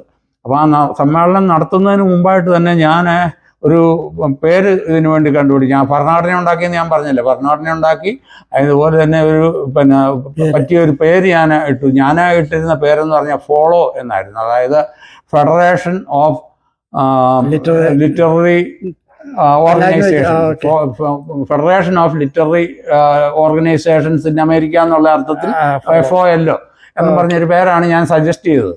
അപ്പം അവിടെ വെച്ച് മീറ്റിംഗ് നടന്നു കഴിഞ്ഞപ്പോഴത്തേക്കിന് എല്ലാവരും പിന്നെ ചർച്ചകൾ നടത്തി. ഡാളസിലെ കേരള അസോസിയേഷൻ്റെ ഓഫീസിൽ വെച്ചാണ് അതിൻ്റെ സമ്മേളനം നടക്കുന്നത്. പിന്നെ അന്ന് എന്നിട്ട് ഇതെല്ലാം ചർച്ച ചെയ്തപ്പോഴേക്കും ഞാൻ എഴുതിയ ഭരണഘടന അതുപോലെ തന്നെ അപ്രൂവ് ചെയ്തു. പിന്നെ പേര് എല്ലാവരും കൂടെ ചർച്ച ചെയ്തിട്ട് ലാന എന്നാക്കി. ഞാൻ വിട്ട പേരിന് പകരം ലിറ്റററി അസോസിയേഷൻ, അന്ന് ആക്ച്വലി ഉണ്ടായിരുന്ന പേരെന്ന് പറഞ്ഞാൽ Kerala literary association of North America, KLANA എന്ന് വായിക്കാം. പക്ഷേ സൈലന്റ് ആയിട്ടിരുന്നുകൊണ്ട് literary association of North America LANA എന്ന പേര് സ്വീകരിച്ചു. അപ്പോൾ അത് ഞാൻ ഇട്ട പേര് മാറ്റിയിട്ട് വേറൊരു പേരിട്ടു. ഞാൻ കൊണ്ടുവന്ന ഭരണഘടന അതുപോലെ അംഗീകരിച്ചു. അങ്ങനെ ആണ് ഒഫീഷ്യലായിട്ട് അന്ന് തുടക്കം ഇടുന്നത്. അത് 97. അതായത് 96 ഫൊക്കാനയ്ക്കാണ് പ്ലാൻ ഇട്ടത്. പിന്നെ കമ്മിറ്റിയെ സ്വീകരിച്ചു. അതിൽ കോ ചെയർപേഴ്സൺ ഞാനായിരുന്നു. അപ്പം ഈ പിന്നെ ഡാളസിൽ വെച്ച് നടന്ന സമ്മേളനത്തിൽ ആ കോ ചെയർപേഴ്സണെ ലാനയുടെ പ്രസിഡൻ്റായിട്ടും കോ ചെയർപേഴ്സണായ എന്നെ സെക്രട്ടറി ആയിട്ടും എടുത്തു. അങ്ങനെ ഒഫീഷ്യൽ ലാന ഉണ്ടായത് 97-ലാണെങ്കിലും പിന്നീട് പിന്നെ ഈ നമുക്ക് ഒരു പൊതുവേദി ഫൊക്കാന നടക്കുമ്പോഴാണല്ലോ കൂടേണ്ടത്. അല്ല അതുകൊണ്ട് ആ 98 ആയപ്പോഴേ പിന്നെ ആദ്യത്തെ പിന്നെ ഇത് വാർഷികം പോലെ, അതായത് 2 വർഷം കംപ്ലീറ്റ് ചെയ്തതുപോലെ ആക്കി. കാര്യം എന്നാന്ന് ചോദിച്ചാൽ 96-ൽ ഫൊക്കാന നടന്ന് അടുത്ത 98-ൽ അടുത്ത ഇത് വേണം. അപ്പം 96 മുതൽ 97 വരെ ഞാനും അദ്ദേഹവും ചെയർപേഴ്സണും കോ ചെയർപേഴ്സണുമായി. പിന്നീട് ഉള്ള 1 വർഷം സെക്രട്ടറിയും പ്രസിഡന്റും സെക്രട്ടറിയുമായി. അങ്ങനെ അത് നടത്തി കഴിഞ്ഞ് 98-ല് റോച്ചസ്റ്ററിൽ വെച്ചായിരുന്നു ഫൊക്കാന കൺവെൻഷൻ. അപ്പോൾ ആ കൺവെൻഷനിൽ ഞാൻ അവിടെ ഞങ്ങളെല്ലാം കൂടെ കൂടി ഈ അന്നത്തെ നിലവിലുണ്ടായിരുന്ന കമ്മിറ്റികളും ആൾക്കാരെല്ലാം കൂടെ കൂടി വെച്ച് എന്നെ പ്രസിഡന്റുമാക്കി, ചാക്കോ ശങ്കരത്തിൽ സെക്രട്ടറി ആക്കി. അപ്പം 1 കൊല്ലം ഒഫീഷ്യലി പറഞ്ഞ ലാനയുടെ 1 കൊല്ലം സെക്രട്ടറി ആയിട്ടും 98 മുതൽ 2000 വരെ പ്രസിഡന്റുമായി. അപ്പം പിന്നെ പ്രസിഡന്റ് ആദ്യത്തെ സെക്രട്ടറി, ലാനയുടെ ആദ്യത്തെ സെക്രട്ടറിയും രണ്ടാമത്തെ പ്രസിഡന്റ്. ആദ്യത്തെ പ്രസിഡന്റ് MST, രണ്ടാമത്തെ പ്രസിഡന്റ് ജോസഫ് നമ്പിയോടം. ആദ്യത്തെ സെക്രട്ടറി ലാനയുടെ ആദ്യത്തെ സെക്രട്ടറി. അപ്പോൾ അങ്ങനെ നടത്തി. അങ്ങനെ ഈ പിന്നെ ലാനയുമായിട്ട് പ്രവർത്തിച്ചപ്പോൾ അമേരിക്കയിലുള്ള അതുമല്ല മലയാളം പത്രം എന്നുണ്ടായിരുന്നത് കൊണ്ട് ഒത്തിരി പേര് അതിനകത്ത് എഴുതുമായിരുന്നു, മലയാളം പത്രത്തിൽ എഴുതുമായിരുന്നു. അപ്പം ഇവരെ എല്ലാവരുമായിട്ട് പരിചയപ്പെടാനുള്ള അവസരങ്ങൾ കിട്ടി, ഇവിടുത്തെ എഴുത്തുകാരുമായിട്ട് പൊതുവെയുള്ള. അപ്പം പിന്നെ വളരെ മനസ്സിലാക്കാനായിട്ടുള്ള ഒരു അവസരം കിട്ടി, ഇങ്ങനെ എഴുത്തുകാരൊക്കെയാണെന്നും ഇവിടെ താല്പര്യമുള്ളവരാണ്. അങ്ങനെ ഈ സമ്മേളനങ്ങൾ കൂടി പിന്നെ ഒത്തിരി പേരെ പരിചയപ്പെടാനും ബന്ധപ്പെടാനും ഒക്കെ സാധിച്ചിട്ടുണ്ട്. പക്ഷേ എല്ലാവരും ഒന്നും ഇതിനകത്ത് സംഘടനയിൽ ചേർന്നൊന്നുമില്ല. ഈവൻ അന്ന് വന്ന ഹ്യൂസ്റ്റണിൽ നിന്ന് വന്നവർ പോലും ലാനയിൽ ചേരുന്നില്ല എന്നും പറഞ്ഞുകൊണ്ട് മാറി നിന്നു. അപ്പം അപ്പോഴും ഞാൻ പല ലേഖനങ്ങളും അന്ന് ലാന എന്താണ്, എന്തിനു വേണ്ടിയാണെന്നൊക്കെയുള്ള പേരിൽ വെച്ചുകൊണ്ട് ഞാൻ പല ലേഖനങ്ങളും ഒക്കെ എഴുതി. അങ്ങനെയൊക്കെയാണ് ലാന ഒരു അറിയപ്പെടുന്ന സംഘടനയായിട്ട് മാറുന്നത്. അപ്പോൾ അതിനുവേണ്ടിയൊക്കെ പ്രവർത്തിച്ചു കഴിഞ്ഞാൽ പിന്നെ ആൾക്കാരും ഒക്കെ ആയിട്ട് ഒത്തിരി പരിചയമായി. അങ്ങനെയാണ് ഞാൻ 90 അതിന് മുമ്പാണ്, അതായത് ലാനയൊക്കെ ഉണ്ടാകുന്നതിന് മുമ്പാണ് 96-ലെ ഫൊക്കാനയ്ക്ക് ഞാൻ ലിറ്റററി സൊസൈറ്റിയുടെ കേരള ലിറ്റററി സൊസൈറ്റി ഡാളസിൻ്റെ പ്രസിഡന്റ് ആയിരുന്നപ്പോഴാണ് പിന്നെ ഈ മലയാള കവിത അമേരിക്കയിൽ നിന്ന് പറഞ്ഞൊരു കവിതാ പുസ്തകം ഇറക്കുന്നത്. ഞാൻ പ്രസിഡന്റ് ആയിരുന്ന സമയത്ത്. അപ്പം അതിന് അവതാരി എഴുതിയ വിനയേന്ദ്ര സാറായിരുന്നു. സാറിനെ കൊണ്ടാണ് അവതാരി എഴുതിച്ചത്. അവതാരി എഴുതി പിന്നെ ഞാൻ അതിനകത്ത് വേറൊരു ലേഖനം എഴുതിയിട്ടുണ്ട്. ഇവിടെ ഉള്ള പിന്നെ ആ പുസ്തകമായിട്ട് പിന്നെ കാണിക്കണം. അപ്പൊ ആ പുസ്തകത്തിലാണ് ഇവിടെ അപ്പുറത്തിരിക്കുന്നത്.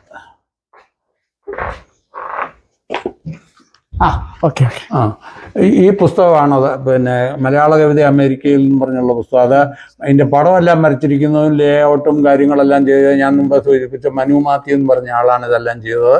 പിന്നെ ലിറ്റററി സൊസൈറ്റിയുടെ മെമ്പേഴ്സാണ് ഇതിൻ്റെ ഫണ്ട് ശേഖരിച്ചത്.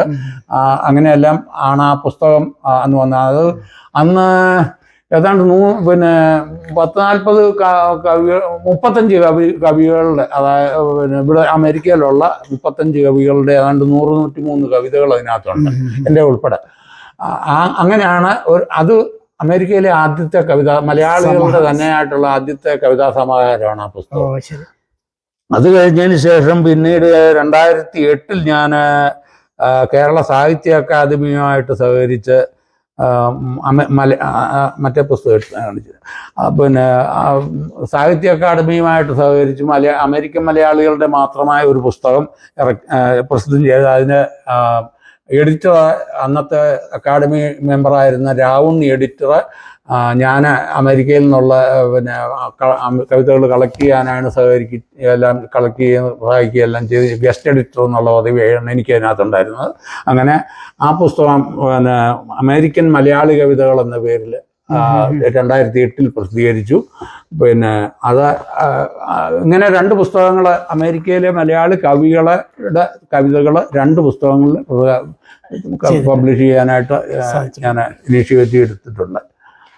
ഈ മലയാളികളുടെ ഇടയിലുള്ള ഈ സാഹിത്യകാരന്മാരിലെ വനിതകൾ ആരെങ്കിലും, വിമൻസ് ആരെങ്കിലും ഉണ്ടോ ഇപ്പോഴും ഉണ്ടോ?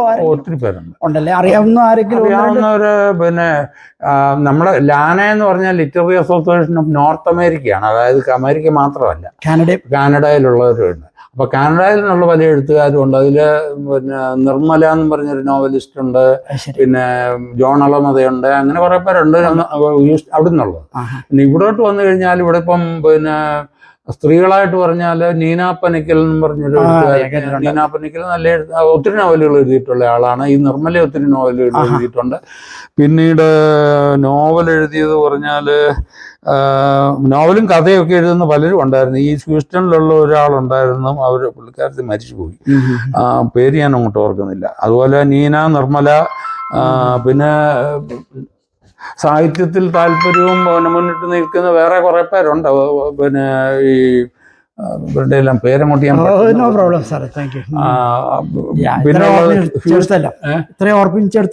ഹ്യൂസ്റ്റണിലെ എഴുത്തുകാരെന്ന് പറഞ്ഞാൽ ഒത്തിരി പേരുണ്ട്. അവരുമായിട്ടെല്ലാം ഞാൻ ഇടയ്ക്ക് അവിടുന്ന് ഞങ്ങൾ ഇവിടെ വന്ന് മീറ്റിംഗ് നടത്തി. ഇവിടെ ഞങ്ങൾ അവരെ അങ്ങോട്ട് വിളിച്ച് മീറ്റിംഗ് നടത്തിയിട്ടുണ്ട്. അവിടെ ജോൺ മാത്യു, പിന്നെ നെല്ലിക്കുന്ന്, അങ്ങനെ കുറെ സാഹിത്യകാരന്മാര്, ഇവിടെ നോവലിസ്റ്റുകളുണ്ട്. മണ്ണിക്കരോട്ട്. ഇതാണ് ഞാൻ എല്ലാവരുടെയും പേര് ഒന്ന് ഓർപ്പിക്കാമെങ്കിൽ എളുപ്പമുണ്ട്. അപ്പം പിന്നെ അതല്ലെങ്കിൽ നേരത്തെ പറഞ്ഞിട്ട് ഞാൻ അത് പ്രിപ്പയർ ചെയ്ത് അങ്ങനെ ഇവിടെ പിന്നെ സാഹിത്യത്തിൽ താല്പര്യമുള്ള ഒത്തിരി പേരുണ്ട്, എഴുതുന്നവരുണ്ട്. അവരുടെയൊക്കെ ഒത്തിരി പേരുടെ പുസ്തകങ്ങൾ എൻ്റെ കയ്യിലുണ്ട്. പിന്നെ ഓരോരുത്തരെയും ഒന്ന് നേരത്തെ പറഞ്ഞ മാതിരി ഒന്നും പ്രിപ്പയർ ചെയ്തില്ല. അതുകൊണ്ട് ഞാൻ എല്ലാം പേരുകളും പറയാൻ എനിക്ക് ഓർമ്മയില്ല. പിന്നെ മീനു എലിസബത്ത് എന്നും പറഞ്ഞ ഒരാള് പിന്നെ ഡാളസിലുണ്ട്. തെക്കേമുറിയുണ്ട്. ഡാളസിലെ എഴുത്തുകാരുടെ പറഞ്ഞാല് പിന്നെ ഇവരൊക്കെ തെക്കേമുറി 2-3 നോവലുകൾ എഴുതിയിട്ടുണ്ട്. പിന്നെ ഞാൻ നോവൽ എഴുതിയിട്ടില്ല. കഥ, കവിത, ലേഖനം, ഇതൊക്കെയാണ് എൻ്റെ ഫീൽഡ്. പിന്നെ ഈ പറഞ്ഞ മീനു മാത്യു എന്ന് പറഞ്ഞ ആളെ പിന്നെ എന്നെപ്പറ്റി ഒരു ഇത് ഇന്റർവ്യൂ നടത്തി. അതാണ് മനോരമയിൽ ഇട്ടിരിക്കുന്നത്. ഞാൻ അതിന്റെ ലിങ്ക് അയച്ചു തന്നായിരുന്നല്ലോ. അതായത് അമേരിക്കയിലെ മലയാള സാഹിത്യം മുൻപേ നടന്നവർ എന്നുള്ള പങ്ക്തിയാണ്. അതിനകത്ത് കുറെ പേരെ ഉണ്ട്. കുറെ പേരുടെ ഇന്റർവ്യൂ പുള്ളി മുഖാമുഖം ഇന്റർവ്യൂ അല്ല, നമ്മുടെ വിവരങ്ങൾ ശേഖരിച്ചിട്ട് പുള്ളി തയ്യാറാക്കി മനോരമയിൽ പബ്ലിഷ് ചെയ്തതാണ് ആ ലേഖനങ്ങളെല്ലാം. അതിനകത്ത് എൻ്റെ പേരുമുണ്ട്. ഞാൻ ജോസഫ് നമ്പിയോട് ഞാൻ ലിങ്ക് അയച്ചു. പിന്നീട് ഈ മലയാളിയിലെ അവാർഡ് കിട്ടിയപ്പോഴത്തേക്കിന് ഒരു പിന്നെ എന്നോട് ഈ മലയാളിയുടെ അവാർഡ് എനിക്കായിരുന്നു കിട്ടിയ ഏറ്റവും അവസാനം കിട്ടിയ അവാർഡ്. അതായത് കവിതയുടെ അവാർഡ് ഈ മലയാളിയുടെ കിട്ടിയപ്പോഴത്തേക്കിന് ഒരു ഇന്റർവ്യൂ ഇതുപോലെ തന്നെ പിന്നെ വിവരങ്ങളെല്ലാം ശേഖരിച്ചുകൊണ്ട് സുധീർ പണിക്കുവീട്ടിൽ എന്ന് പറഞ്ഞ ഒരാള് പിന്നെ അതെല്ലാം പബ്ലിഷ് ചെയ്തിട്ടുണ്ട്. അത് ഇപ്പോഴും അതിനകത്ത് കിടപ്പുണ്ട്. നമ്മുടെ ഈ മലയാളിയുടെ ആർക്കൈവ്സിനകത്ത് അതിനകത്ത് കിടപ്പുണ്ട്. അപ്പം ആ പിന്നെ 2 ഇന്റർവ്യൂ. പിന്നെയുള്ള ഒരു ഇന്റർവ്യൂ ഓർമ്മിക്കുന്നത് ന്യൂയോർക്കിലുള്ള മനോഹർ തോമസ് ചിക്കാഗോ ഫൊക്കാന നടത്തിയപ്പോഴത്തേക്കിന് എന്നെ ഒരു ഇന്റർവ്യൂ നടത്തിയിട്ടുണ്ട്. അത് മുഖാഭിമുഖമായിട്ടുള്ള ഫേസ് ടു ഫേസ് വീഡിയോ. അത് അതിന്റെ പേര് ദൂരഗോപുരങ്ങളെന്നും പറഞ്ഞുണ്ടായിരുന്നു. അത് അങ്ങനെ കുറെ, അതായത് ഇവിടെ അമേരിക്കയിലുള്ള എഴുത്തുകാരെ പരിചയപ്പെടുത്തുന്ന ഒരു പങ്ക്തിയായിരുന്നു അത്. അത് വർഷങ്ങൾക്ക് മുമ്പ്, അതായത് 15-ലാണെന്നാണ് എൻ്റെ ഓർമ്മ, ചിക്കാഗോ കൺവെൻഷന് വെച്ചാണ് എന്നെ ഇന്റർവ്യൂ നടത്തിയത്. അങ്ങനെ മീനു മാത്യു ഇന്റർവ്യൂ നടത്തിയതുണ്ട്, ഈ മലയാളിയുടെ നടത്തിയതുണ്ട്, ദൂരഗോപുരങ്ങളുണ്ട്. പിന്നീട് ശേഷം ഇത്രയും വിശദമായ ഒരു മുഖാഭിമുഖം ഫേസ് ടു ഫേസ് ഇന്റർവ്യൂ നടത്തുന്ന ആളാണ് സെന്നി. ഇത്രയും വിപുലമായ വേറെ ആരും നടത്തിയിട്ടില്ലെന്നുള്ളതാണ് വേറൊരു സത്യം. നമ്മൾ അടുത്തല്ലേ താമസം, അതുകൊണ്ടാണ് സാറേ. Thank you. നീ വേറെ എന്തെങ്കിലും? ഇല്ല, താങ്ക് യു സാറേ. ഞാൻ ചുരുക്കുകയാണ്. സാറിന്റെ ഇപ്പോ ഉള്ള ഈ ഹ്യൂസ്റ്റണിലെ എഴുത്തുകാരില്ലേ, നിങ്ങൾ ഓരോ മാസം അല്ലെങ്കിൽ ഈ 2 മാസം കൂടുന്ന ഒരു പങ്ക്തിയില്ലേ, അതിന് 2 വാക്ക്. അത് ഹ്യൂസ്റ്റണിലെ പിന്നെ ഈ മണ്ണിക്കരോട്ടിന്റെ നേതൃത്വത്തിലുള്ള മലയാളം സൊസൈറ്റി, പിന്നെ കേരള ഹ്യൂസ്റ്റൺ റൈറ്റേഴ്സ് ഫോറം എന്ന് പറഞ്ഞൊരെണ്ണമുണ്ട്. 2 സംഘടനകളുമായിട്ട് ഞാൻ നേരത്തെ മുതലേ പലതിലും സഹകരിച്ചിട്ടുണ്ട്. പക്ഷെ അമേരിക്ക വന്നതിന് ശേഷം പിന്നെ കോവിഡൊക്കെ ആയിരുന്നല്ലോ, നമ്മൾ വന്ന സമയത്ത് ഇതൊന്നും ഇല്ലായിരുന്നു. പിന്നെ ഇതുവരെ അത് 2ലും ഞാൻ മെമ്പറൊന്നും ആയിട്ടില്ല. കാര്യം ഞാൻ ഇവിടെ വന്നിട്ട് പുതിയ ആളുമാണ്. അതുമല്ല പിന്നെ ഇപ്പൊ സാഹിത്യ സംഘടനകളെ ആയിട്ട് അത്ര ആക്റ്റീവ് അല്ല ഞാൻ. കാര്യം എന്നാന്ന് ചോദിച്ചാൽ നേരത്തെ എല്ലാത്തിലുമായിട്ട് ഇടപെട്ട് ലിറ്റററി സൊസൈറ്റി നടത്തി, ലാന നടത്തി. പിന്നെ ലാനയും ഈ രണ്ടും, ലാനയും ലിറ്റററി സൊസൈറ്റിയും രണ്ടും എൻ്റെ വീട്ടഡ്രസ്സിലെ പിന്നെ സർട്ടിഫിക്കറ്റ് മേടിച്ചിരിക്കുന്നത്. അതായത് പിന്നെ അസ്യൂംഡ് നെയിം സർട്ടിഫിക്കറ്റ് എന്ന് പറയും. അതായത് അന്ന് അക്കൗണ്ട് ചെയ്യുന്ന അങ്ങനെ ഒരു സർട്ടിഫിക്കറ്റ് വേണമായിരുന്നു നമുക്ക് ഈ അക്കൗണ്ടൊക്കെ. അപ്പം കേരള ലിറ്റററി സൊസൈറ്റിയും ലാനയും എൻ്റെ പേരിലും വീട്ടഡ്രസ്സിലുമാണ് രജിസ്റ്റർ ചെയ്തത് ആദ്യ തുടക്കത്തിൽ. അങ്ങനെയൊക്കെ വന്നു കഴിഞ്ഞതിന് ശേഷം ഇപ്പോൾ പിന്നെ സാഹിത്യ സംഘടനയിൽ സത്യം പറഞ്ഞാൽ വലിയ ആക്റ്റീവ് ആകുന്നില്ലയോ എന്ന് ഇപ്പോൾ പൊതുവെ ഇപ്പം എനിക്ക് അതിനോടുള്ള താല്പര്യം ഇല്ലാതായി എന്നുള്ളതാണ് സത്യം. നമുക്ക് ഓരോ കാലത്ത് ഓരോ താല്പര്യങ്ങളാണ്. ഇപ്പം കൂടുതൽ എനിക്കിഷ്ടം കൂടുതൽ വായിക്കുക. എനിക്ക് ആയിരക്കണക്കിന് 1000-ഓളം പുസ്തകം ഇരിപ്പുണ്ടെന്ന് പറഞ്ഞില്ല. അതിനകത്ത് തന്നെ ഇനിയും പിന്നെ ഇപ്പം ഈ പുസ്തകം നമ്മൾ ഇറക്കി 5-ാമത്തെ പുസ്തകം ഇറക്കി കഴിഞ്ഞതിന് ശേഷം തൽക്കാലം ഈ മലയാള സാഹിത്യവും എഴുത്തും ഒന്ന് വിട്ടു നിൽക്കാനാണ് ഉദ്ദേശം. ഒരു ഇംഗ്ലീഷിലൊരു നോവൽ എഴുതണമെന്നാണ് എൻ്റെ ആഗ്രഹം. അത് ചെറുപ്പം മുതലേ നടന്ന ആഗ്രഹം, ഇന്ന് വരെ നടന്നിട്ടില്ല. അപ്പം ഇംഗ്ലീഷ് വായിക്കുകയും കൂടുതൽ അതിനെപ്പറ്റി ഞാൻ ഇംഗ്ലീഷ് സാഹിത്യത്തിൽ ഞാൻ പറഞ്ഞില്ല, ഒത്തിരി ആൾക്കാരുടെ പിന്നെ ഈ അമേരിക്കൻ നോവലിസ്റ്റുകളുടെ തന്നെ നോവലുകളും ഇതെല്ലാം വായിക്കും. ഞാൻ ഇഷ്ടംപോലെ വായിക്കാറുണ്ട്, ഇപ്പോഴും ഉണ്ട്, കയ്യിലിരിപ്പുമുണ്ട്. അതുപോലെ ലാറ്റിൻ അമേരിക്കൻ റൈറ്റേഴ്സായിട്ടുള്ള പിന്നെ ഈ വാൻ റൂൾഫോയുടെ പെട്രോ പരാമാവോ, അതുപോലെ തന്നെ മാർക്കേസിൻ്റെ മുഴുവൻ നോവലുകളും, പിന്നെ കസാൻഡിസാക്കിസിൻ്റെ നോവലുകൾ, ഇതെല്ലാം ഞാൻ വായിച്ചിട്ടുണ്ട്. അതിൻ്റെ എല്ലാം പുസ്തകങ്ങളും ഉണ്ട്. അപ്പം ഇതെല്ലാം കൂടുതൽ കുറച്ചുകൂടി കോൺസെൻട്രേറ്റ് ചെയ്ത് പിന്നെ ഒരു നോവൽ എഴുതണം, ഇംഗ്ലീഷിലൊരു നോവൽ എഴുതണമെന്നുള്ളതാണ് സാറിന്റെ ആഗ്രഹം സാധിക്കട്ടെ. ദൈവം അത് എത്രയും വേഗം ചെയ്യുമാറാകട്ടെ എന്ന് പ്രാർത്ഥിക്കുന്നു. Thank you. സാറിനോട് ഒരു ചോദ്യം, ഒരു ഗ്ലോബൽ ക്വസ്റ്റ്യൻ ആണ്. സാർ ഇത്രയും രാജ്യങ്ങളും ഇത്രയും പുസ്തകങ്ങളും കേട്ടിട്ട് ഏത് രാജ്യക്കാരാണ് അല്ലെ ഏത് പ്രദേശക്കാരാണ് ഈ ലിറ്ററേച്ചറിൽ കൂടുതൽ ഷോ കാണിക്കുന്ന, അല്ലെങ്കിൽ ലിറ്ററേച്ചറിൽ ഒരു ജീവിതം പടുത്തുയർത്തുന്നത്? UK-കാരാണോ, യൂറോപ്പിലുള്ളവരാണോ, റഷ്യക്കാരാണോ? അത് പറഞ്ഞാല് പിന്നെ ഇപ്പം പിന്നെ അത് ഞാനിപ്പം പറഞ്ഞ പിന്നെ ഞാൻ പഠിച്ചത് ഇംഗ്ലീഷ് സാഹിത്യം പഠിച്ചതിൽ ഇംഗ്ലീഷ് സാഹിത്യം മുഴുവൻ വന്നത് ഇംഗ്ലണ്ടിൽ. അതായത് ഷേക്സ്പിയർ മുതൽ കെല്ലി, കീറ്റ്സ്, ഇങ്ങനെ. അതായത് ഇംഗ്ലീഷ് സാഹിത്യം എന്ന് പറഞ്ഞാൽ ബ്രിട്ടീഷ് സാഹിത്യമാണ്. അപ്പം അവരെ പറഞ്ഞു നിർത്താൻ പറ്റുമോ? എന്റെ ഓർമ്മയിൽ ഗ്രീക്ക് സാഹിത്യം എന്ന് പറഞ്ഞാൽ ഗ്രീക്ക് മിത്തോളജി, ബൈബിളും ഒക്കെ ഉണ്ടാകുന്നതിന് എത്രയോ കാലം മുമ്പുണ്ടായതാ ഗ്രീക്ക് മിത്തോളജി. ഗ്രീക്ക് മിത്തോളജി മുഴുവൻ പിന്നെ ഇന്നും ഇംഗ്ലീഷ് സാഹിത്യത്തിന്റെ ആധാരശിലകളെന്ന് പറയാവുന്നത് ഗ്രീക്ക് മിത്തോളജിയും പിന്നെ ഇംഗ്ലീഷ് സാഹിത്യവും പിന്നെ ഒക്കെയാണ് അതിന്റെ നമ്പർ 1 എന്ന് പറയുന്നത്. പിന്നെ ഭാരതത്തിലെ മാറ്റി നിർത്താൻ നമുക്ക് പറ്റും. അതായത് പിന്നെ ഹോമറിന്റെ ഇലിയഡ്, ഒഡീസിയും മുതല് നമ്മുടെ ഇന്ത്യയിലേക്ക് വരുമ്പോഴത്തേക്കിന് മഹാഭാരതം, രാമായണം ഒക്കെ. അപ്പൊ ആരെയാ പുറകിൽ നിർത്തുന്നത്? ഗ്രീക്ക് സാഹിത്യത്തെ പുറകിൽ നിർത്താൻ പറ്റുമോ? ഇംഗ്ലീഷ് സാഹിത്യത്തെ നിർത്താൻ പറ്റുമോ? ഇനിയും പിന്നെ ലാറ്റിൻ അമേരിക്കൻ വന്നു കഴിഞ്ഞാൽ ഒന്നാന്തര നോവൽ മാർക്കേസ് ഒക്കെ നമ്പർ 1.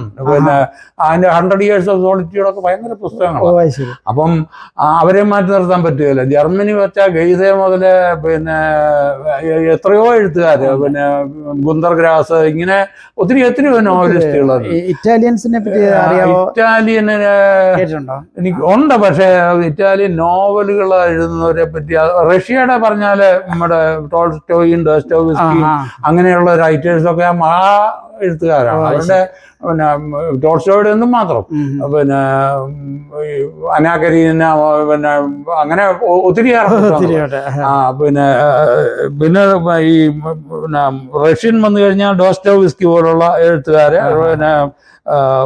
പിന്നെ ഏത് ഭാഷ എടുത്താലും ഈ നമ്മുടെ ആരും മോശം എന്ന് പറയാൻ എനിക്ക് പറ്റിയല്ലേ. നമ്മുടെ ഏഷ്യയിലെ ഫാർ ഈസ്റ്റ് ഏഷ്യൻ രാജ്യങ്ങൾ, ജപ്പാന്, കൊറിയൊക്കെ എടുത്തു കഴിഞ്ഞാൽ എന്താ അവിടുത്തെ സാഹിത്യമായിട്ട് എനിക്ക് വലിയ പിടുത്തമില്ല. ചിലരൊക്കെ ഉണ്ടെന്നുള്ളതല്ലാതെ കുറച്ച് എഴുത്തുകാരെ അറിയാവുന്നല്ലാതെ എനിക്ക് അത്രമാത്രം ബന്ധമില്ല അവരുമായിട്ട്. പിന്നെ ചൈനീസ് ചൈന ഇച്ചിരി പുറകെ നിൽക്കുന്നത് സാഹിത്യത്തിൽ അവരാണെന്ന് എനിക്ക് തോന്നുന്നത്. പിന്നെ എന്റെ അറിവിന്റെ പരിമിതി ആയിരിക്കാം, നമ്മൾ ആദ്യം നമ്മളായിട്ട് അങ്ങനെ വലിയ ബന്ധങ്ങളില്ലല്ലോ. പിന്നെ ഏത് ഭാഷ ഞാൻ പറഞ്ഞില്ലേ, അമേരിക്കൻ ലിറ്ററേച്ചറിലോട്ട് വന്നു കഴിഞ്ഞാൽ പിന്നെ ധാരാളം പേര്, പിന്നെ നമ്മുടെ ഈ ഓൾഡ് മാൻ ആൻഡ് സി ഒക്കെ എഴുതിയ എന്തോ അങ്ങനെയുടെ പേര് ഇതാ നേരത്തെ ആയിരുന്നെങ്കിൽ ഞാനിതെല്ലാം ഇതിപ്പം അപ്രതീക്ഷിതമായിട്ടുള്ള ചോദ്യമുണ്ട്, എല്ലാവരുടെയും ലിസ്റ്റ് മനസ്സിൽ നിന്നും അങ്ങോട്ട് വരുന്നില്ല.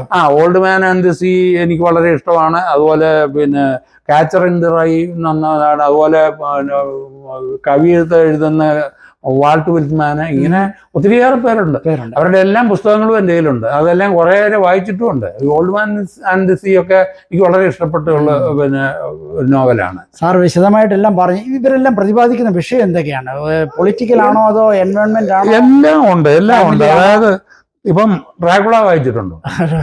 അതായത് ഡ്രാക്കുള പറഞ്ഞ ഒരു തരം ഡിറ്റക്റ്റീവ് അല്ല, സോറി, പിന്നെ ഇത് പിന്നെ അല്ലല്ല, ഡ്രാക്കുള അല്ല, പിന്നെ എന്തോ ഒരു ഡിറ്റക്റ്റീവ് നോവല് പോലൊക്കെ എഴുതുന്നു. പിന്നെ പിന്നെ എന്തോ അതിന്റെ പേര് ഞാൻ അങ്ങോട്ട് ഇതെല്ലാം പുസ്തകമുണ്ട്, ഞാൻ വായിച്ചിട്ടുമുണ്ട്. പക്ഷെ അങ്ങോട്ട് മെമ്മറിയിലോട്ട് സാറ് പറഞ്ഞു വരുന്നത് എല്ലാ ചുരുക്കി പറഞ്ഞാല് എന്റെ അനുഭവത്തിൽ എനിക്ക് പിന്നെ എല്ലാ ഭാഷയിലെയും വലിയ പ്രഗത്ഭരായി അറിയപ്പെടുന്നവരുടെ ഒരു പുസ്തകമെങ്കിലും കയ്യിൽ കാണണം, വായിച്ചിരിക്കണം എന്നൊരാഗ്രഹത്തിന്റെ പേരിലാണ് ഞാൻ ഒത്തിരി വായിച്ചിട്ടുണ്ട്. ഇനിയും വായിക്കാൻ കിടക്കുന്നു. വായിച്ചതിനേക്കാൾ കൂടുതൽ വായിക്കാതിരുന്നതാണ് കൂടുതൽ ഇപ്പോഴും ഉള്ളത്. സാർ ഏത് സമയത്തായി വായിക്കുന്ന? സത്യത്തിലെ ഇപ്പോൾ വിശ്രമ ജീവിതത്തിലാണെങ്കിൽ ആക്ച്വലി ഞാൻ ഏറ്റവും ബിസി ആയിരുന്ന കാലത്തായിരുന്നു കൂടുതൽ വായിച്ചിരിക്കുന്നത്. ഏറ്റവും കൂടുതൽ വായിച്ചിരിക്കുന്നത് എഴുതിയിരിക്കുന്നതും ഞാൻ ഏറ്റവും ബിസി ആയിരുന്ന ഈ അന്നൊക്കെ ഓർത്തിരുന്നത് റിട്ടയർ ചെയ്ത് കഴിഞ്ഞാൽ നമുക്ക് ഒത്തിരി എന്നൊക്കെയാണ് നമ്മുടെ ധാരണ. പക്ഷേ സത്യം അതല്ല. നമ്മള് പിന്നെ എല്ലാത്തിനും ഉണ്ട് ഓരോ രീതിയുണ്ട്. ഇപ്പം വായിക്കുന്ന പറഞ്ഞാൽ ഞാൻ ജോലിക്ക് പോകുമ്പോഴത്തേന് വായിക്കുമായിരുന്നു. കാരണം റേഡിയോളജി ജോലി ചെയ്യുമ്പോഴത്തേന് എപ്പോഴും ബിസി ആയിരിക്കണമെന്നില്ല. നമ്മൾ ഓരോ ജോലി ചിലപ്പോൾ ബിസി അല്ലാത്ത സമയത്ത് വെറുതെ ഇരിക്കുമ്പോഴത്തേന് നമുക്ക് വായിക്കാം.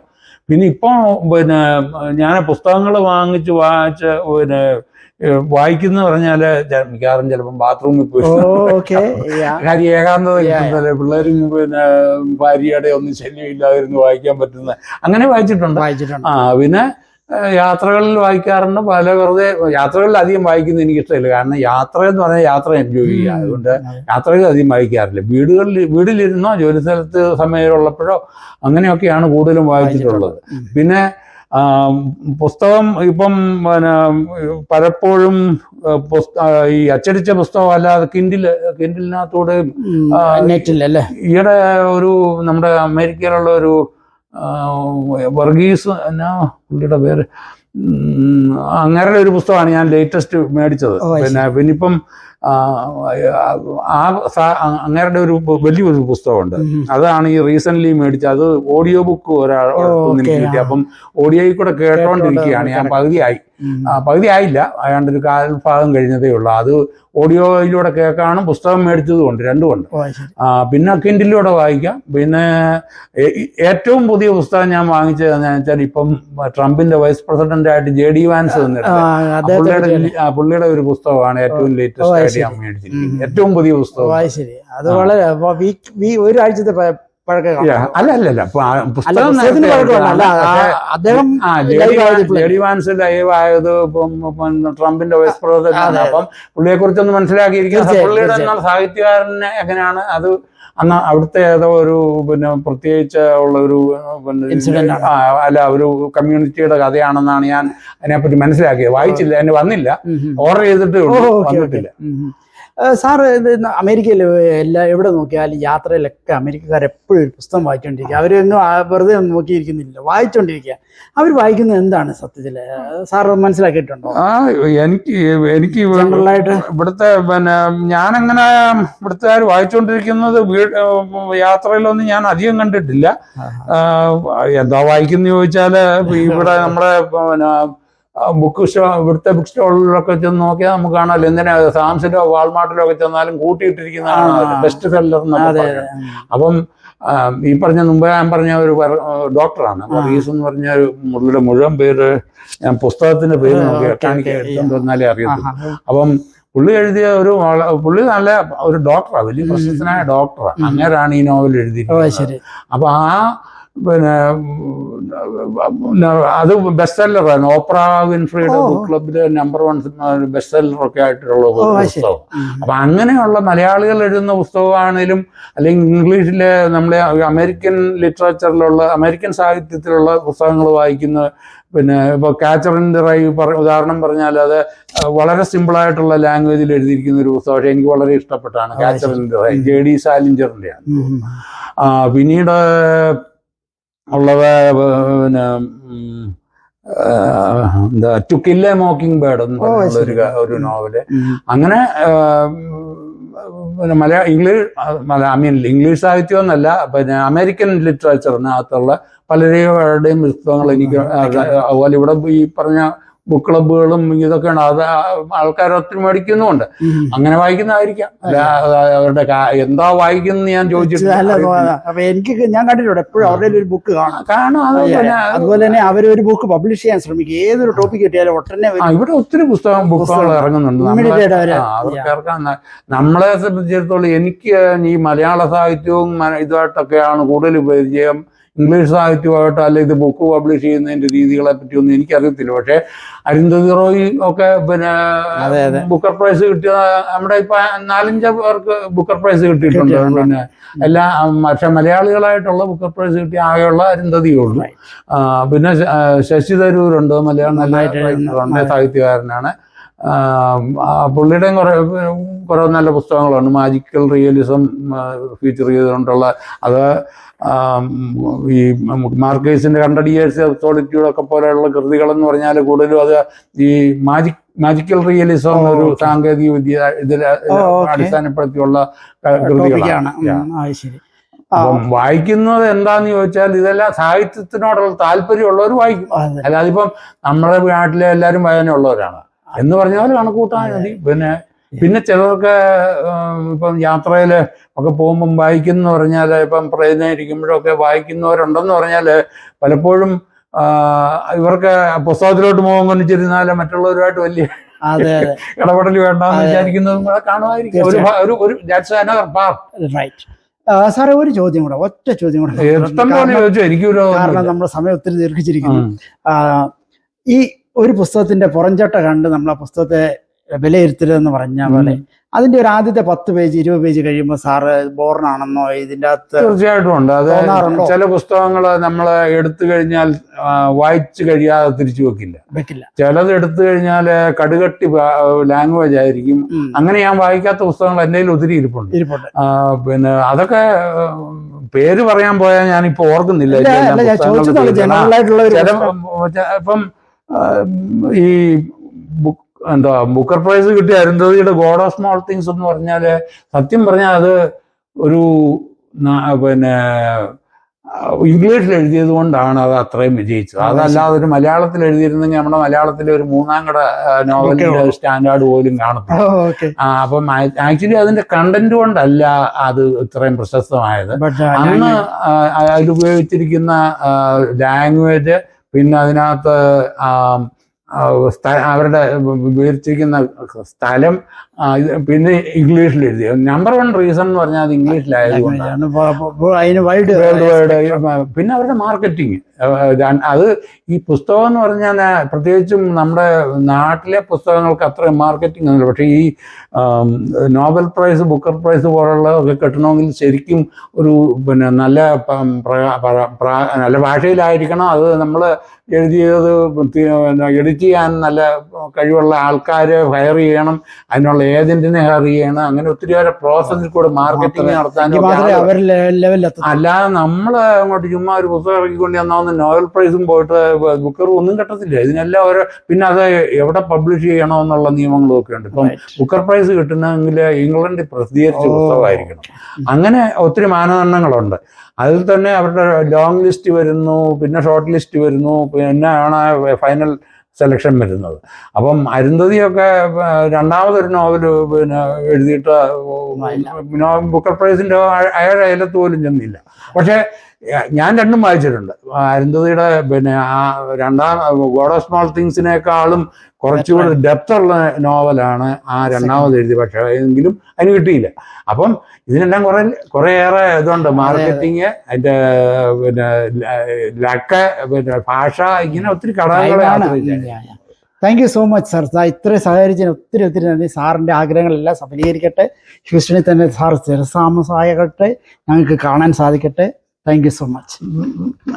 പിന്നെ ഇങ്ങനെ ഒരു ഇന്റർവ്യൂ ഞാൻ ആദ്യം പറഞ്ഞല്ലോ, പിന്നെ ഇത്രയും സമഗ്രമായിട്ടുള്ള ഒരു ഇന്റർവ്യൂ എൻ്റെ ജീവിതത്തിൽ ആദ്യമായിട്ടാണ് സംഭവിച്ചത്. അതിന് പ്രത്യേകം സെന്നി ഉമ്മന നന്ദി പ്രത്യേകം രേഖപ്പെടുത്തുന്നു. ഈസ്റ്റേൺ വോയിസിന് ധാരാളം റീഡേഴ്സും കാണുന്നവരെ യൂട്യൂബിൽ കണ്ട് പ്രോത്സാഹിപ്പിക്കുക. സെന്നി ഉമ്മൻ SB കോളേജിൽ പഠിച്ച ആളാണ്. ഇവിടെ ഞാൻ ഇപ്പോൾ താമസിക്കുന്ന മിസോറി സിറ്റിക്ക് സമീപം ഉള്ള എയർലാൻഡിലാണ് താമസം. അദ്ദേഹത്തിന് ഇങ്ങനെ മലയാളികളായിട്ടുള്ള ആൾക്കാരെ, കഴിവുള്ള എല്ലാ രംഗത്തുമുള്ളവരെ കണ്ടുപിടിച്ച് ഇന്റർവ്യൂ നടത്തി ചെയ്യുന്നതിന് അദ്ദേഹം ഒത്തിരിയേറെ കഷ്ടപ്പെടുന്നുണ്ടെന്നുള്ളത് എനിക്കറിയാം. അദ്ദേഹത്തിന് ആ കഷ്ടപ്പാടുകളിലെല്ലാം ഫലമണിയട്ടെ, കൂടുതൽ വ്യൂവേഴ്സ് ഉണ്ടാകട്ടെ. അങ്ങനെ അത് മാത്രമല്ല, ഇങ്ങനെ കഴിവുള്ളവരെ രംഗത്ത് കൊണ്ടുവരാനായിട്ട് ഒരു ഇനീഷ്യേറ്റീവ് എടുക്കുന്നത് തന്നെ ഒരു വളരെ ചുരുക്കമായി കാണുന്നത്. ഞാൻ 85 തൊട്ട് ഇത്രയും 2020 വരെ, അതായത് 35 വർഷം മെസ്കിറ്റിൽ താമസിച്ചിട്ട്, അല്ലെ ഡാളസിൽ താമസിച്ചിട്ട് ഇങ്ങനെ ആരും എന്നെ സമീപിച്ചിട്ടില്ല ഒരു നല്ലൊരു അഭിമുഖം നടത്തണമെന്ന്. അപ്പോൾ ഇവിടെ വന്നപ്പോൾ ഇദ്ദേഹം എന്നെ തേടിപ്പിടിച്ച് കണ്ടുപിടിച്ച് ഇത്രയും പ്രോത്സാഹനം തന്നതിന് ഒത്തിരിയേറെ നന്ദിയുണ്ട്. ഹ്യൂസ്റ്റൺ വോയിസിനും അതിൻ്റെ സാരഥിയായ സെന്നി ഉമ്മനും എല്ലാവിധ വിജയങ്ങളും നേരുന്നു. നന്ദി. Thank you so much sir.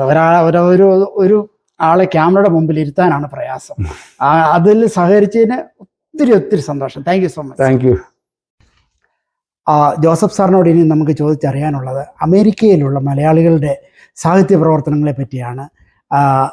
എത്രമാത്രം മലയാളികൾ ഇതിൽ ഉൾപ്പെട്ടിട്ടുണ്ട്, ഏതൊക്കെ സംസ്ഥാനങ്ങളിലെ പ്രമുഖരായിട്ടുള്ളവരുണ്ട്, അറിയാവുന്ന കാര്യങ്ങളൊന്ന് ചോദിച്ചറിയാം. Thank you so much sir.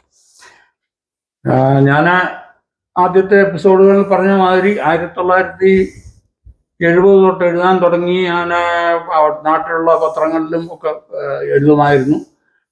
ദീപികയിലും കേരളഭൂഷണം പോലെയുള്ള പത്രങ്ങളിൽ ഒക്കെയാണ് എഴുതി തുടങ്ങിയത്. അത് കഴിഞ്ഞ് 85 അമേരിക്കയിൽ വന്നു കഴിഞ്ഞപ്പോഴത്തേക്കിന് നിലനിൽപ്പിന്റെ പ്രശ്നമായിരുന്നു. സാഹിത്യം തൽക്കാലത്തേക്ക് കാത്തു വെക്കേണ്ടി വന്നു. അപ്പം ആദ്യത്തെ 2-3 വർഷമൊന്നും കാര്യമായിട്ടുള്ള പ്രവർത്തനങ്ങളൊന്നും നടത്തിയിട്ടില്ല. കാരണം അമേരിക്കയിൽ വന്ന് കാലുറപ്പിക്കുക എന്നുള്ളതാണല്ലോ. നമ്മളെ പറിച്ചു നടപ്പെട്ട് മറ്റൊരു രാജ്യത്തു നിന്ന് വന്നവർക്ക് നിലനിൽപ്പ് എന്നുള്ളതാണ് മറ്റുള്ള എല്ലാത്തിനേക്കാളും പ്രധാനം. അതുകൊണ്ട് ആയിരുന്നു ആദ്യം കോൺസെൻട്രേറ്റ് ചെയ്തത്. അതിനുശേഷം പതുക്കെ നമ്മുടെ തനി സ്വഭാവം പുറത്തു വന്ന് നമുക്ക് ഇതിനകത്തൊക്കെ ഇടപെടാതിരിക്കാൻ പറ്റില്ലാത്തൊരു, പണ്ട് പോലെ എഴുത്തിനോട് താല്പര്യമുണ്ട്. അപ്പം അത് തുടരണം എന്നുള്ള ആഗ്രഹം ഉണ്ടായിരുന്നു. അപ്പം അങ്ങനെ ഡാളസിൽ വന്നു കഴിഞ്ഞപ്പോഴത്തേനും അവിടെ ഒരു കേരള അസോസിയേഷൻ എന്ന് പറഞ്ഞൊരു സംഘടന ഉണ്ടായിരുന്നു, മലയാളികളുടെ സംഘടന. അപ്പം ആ സംഘടനയിൽ പോവുകയും പിന്നെ പ്രവർത്തിക്കുകയൊക്കെ ചെയ്തിട്ടുണ്ട്. അപ്പം അതിൻ്റെ ലൈബ്രറിയനായിട്ടൊക്കെ ഞാൻ അവിടെ പിന്നെ ലൈബ്രറിയനായിട്ട് ആയിരുന്നു അവിടെ വർക്ക് ചെയ്തിരുന്നത്. അവിടെ കമ്മിറ്റിയിലെ കേരള അസോസിയേഷൻ ലൈബ്രറിയനായിട്ട് കുറച്ച് വർഷം ചെയ്തിട്ടുണ്ട്. അപ്പോൾ അവർക്ക് അവിടെ ഒരു കയ്യെഴുത്ത് മാസിക ഉണ്ടായിരുന്നു, കൈരളി എന്നും പറഞ്ഞിട്ടുള്ളത്. അപ്പോൾ അന്ന് പിന്നെ ഇന്നത്തെ മാതിരിയുള്ള സൗകര്യങ്ങളൊന്നും ഇല്ലായിരുന്നു.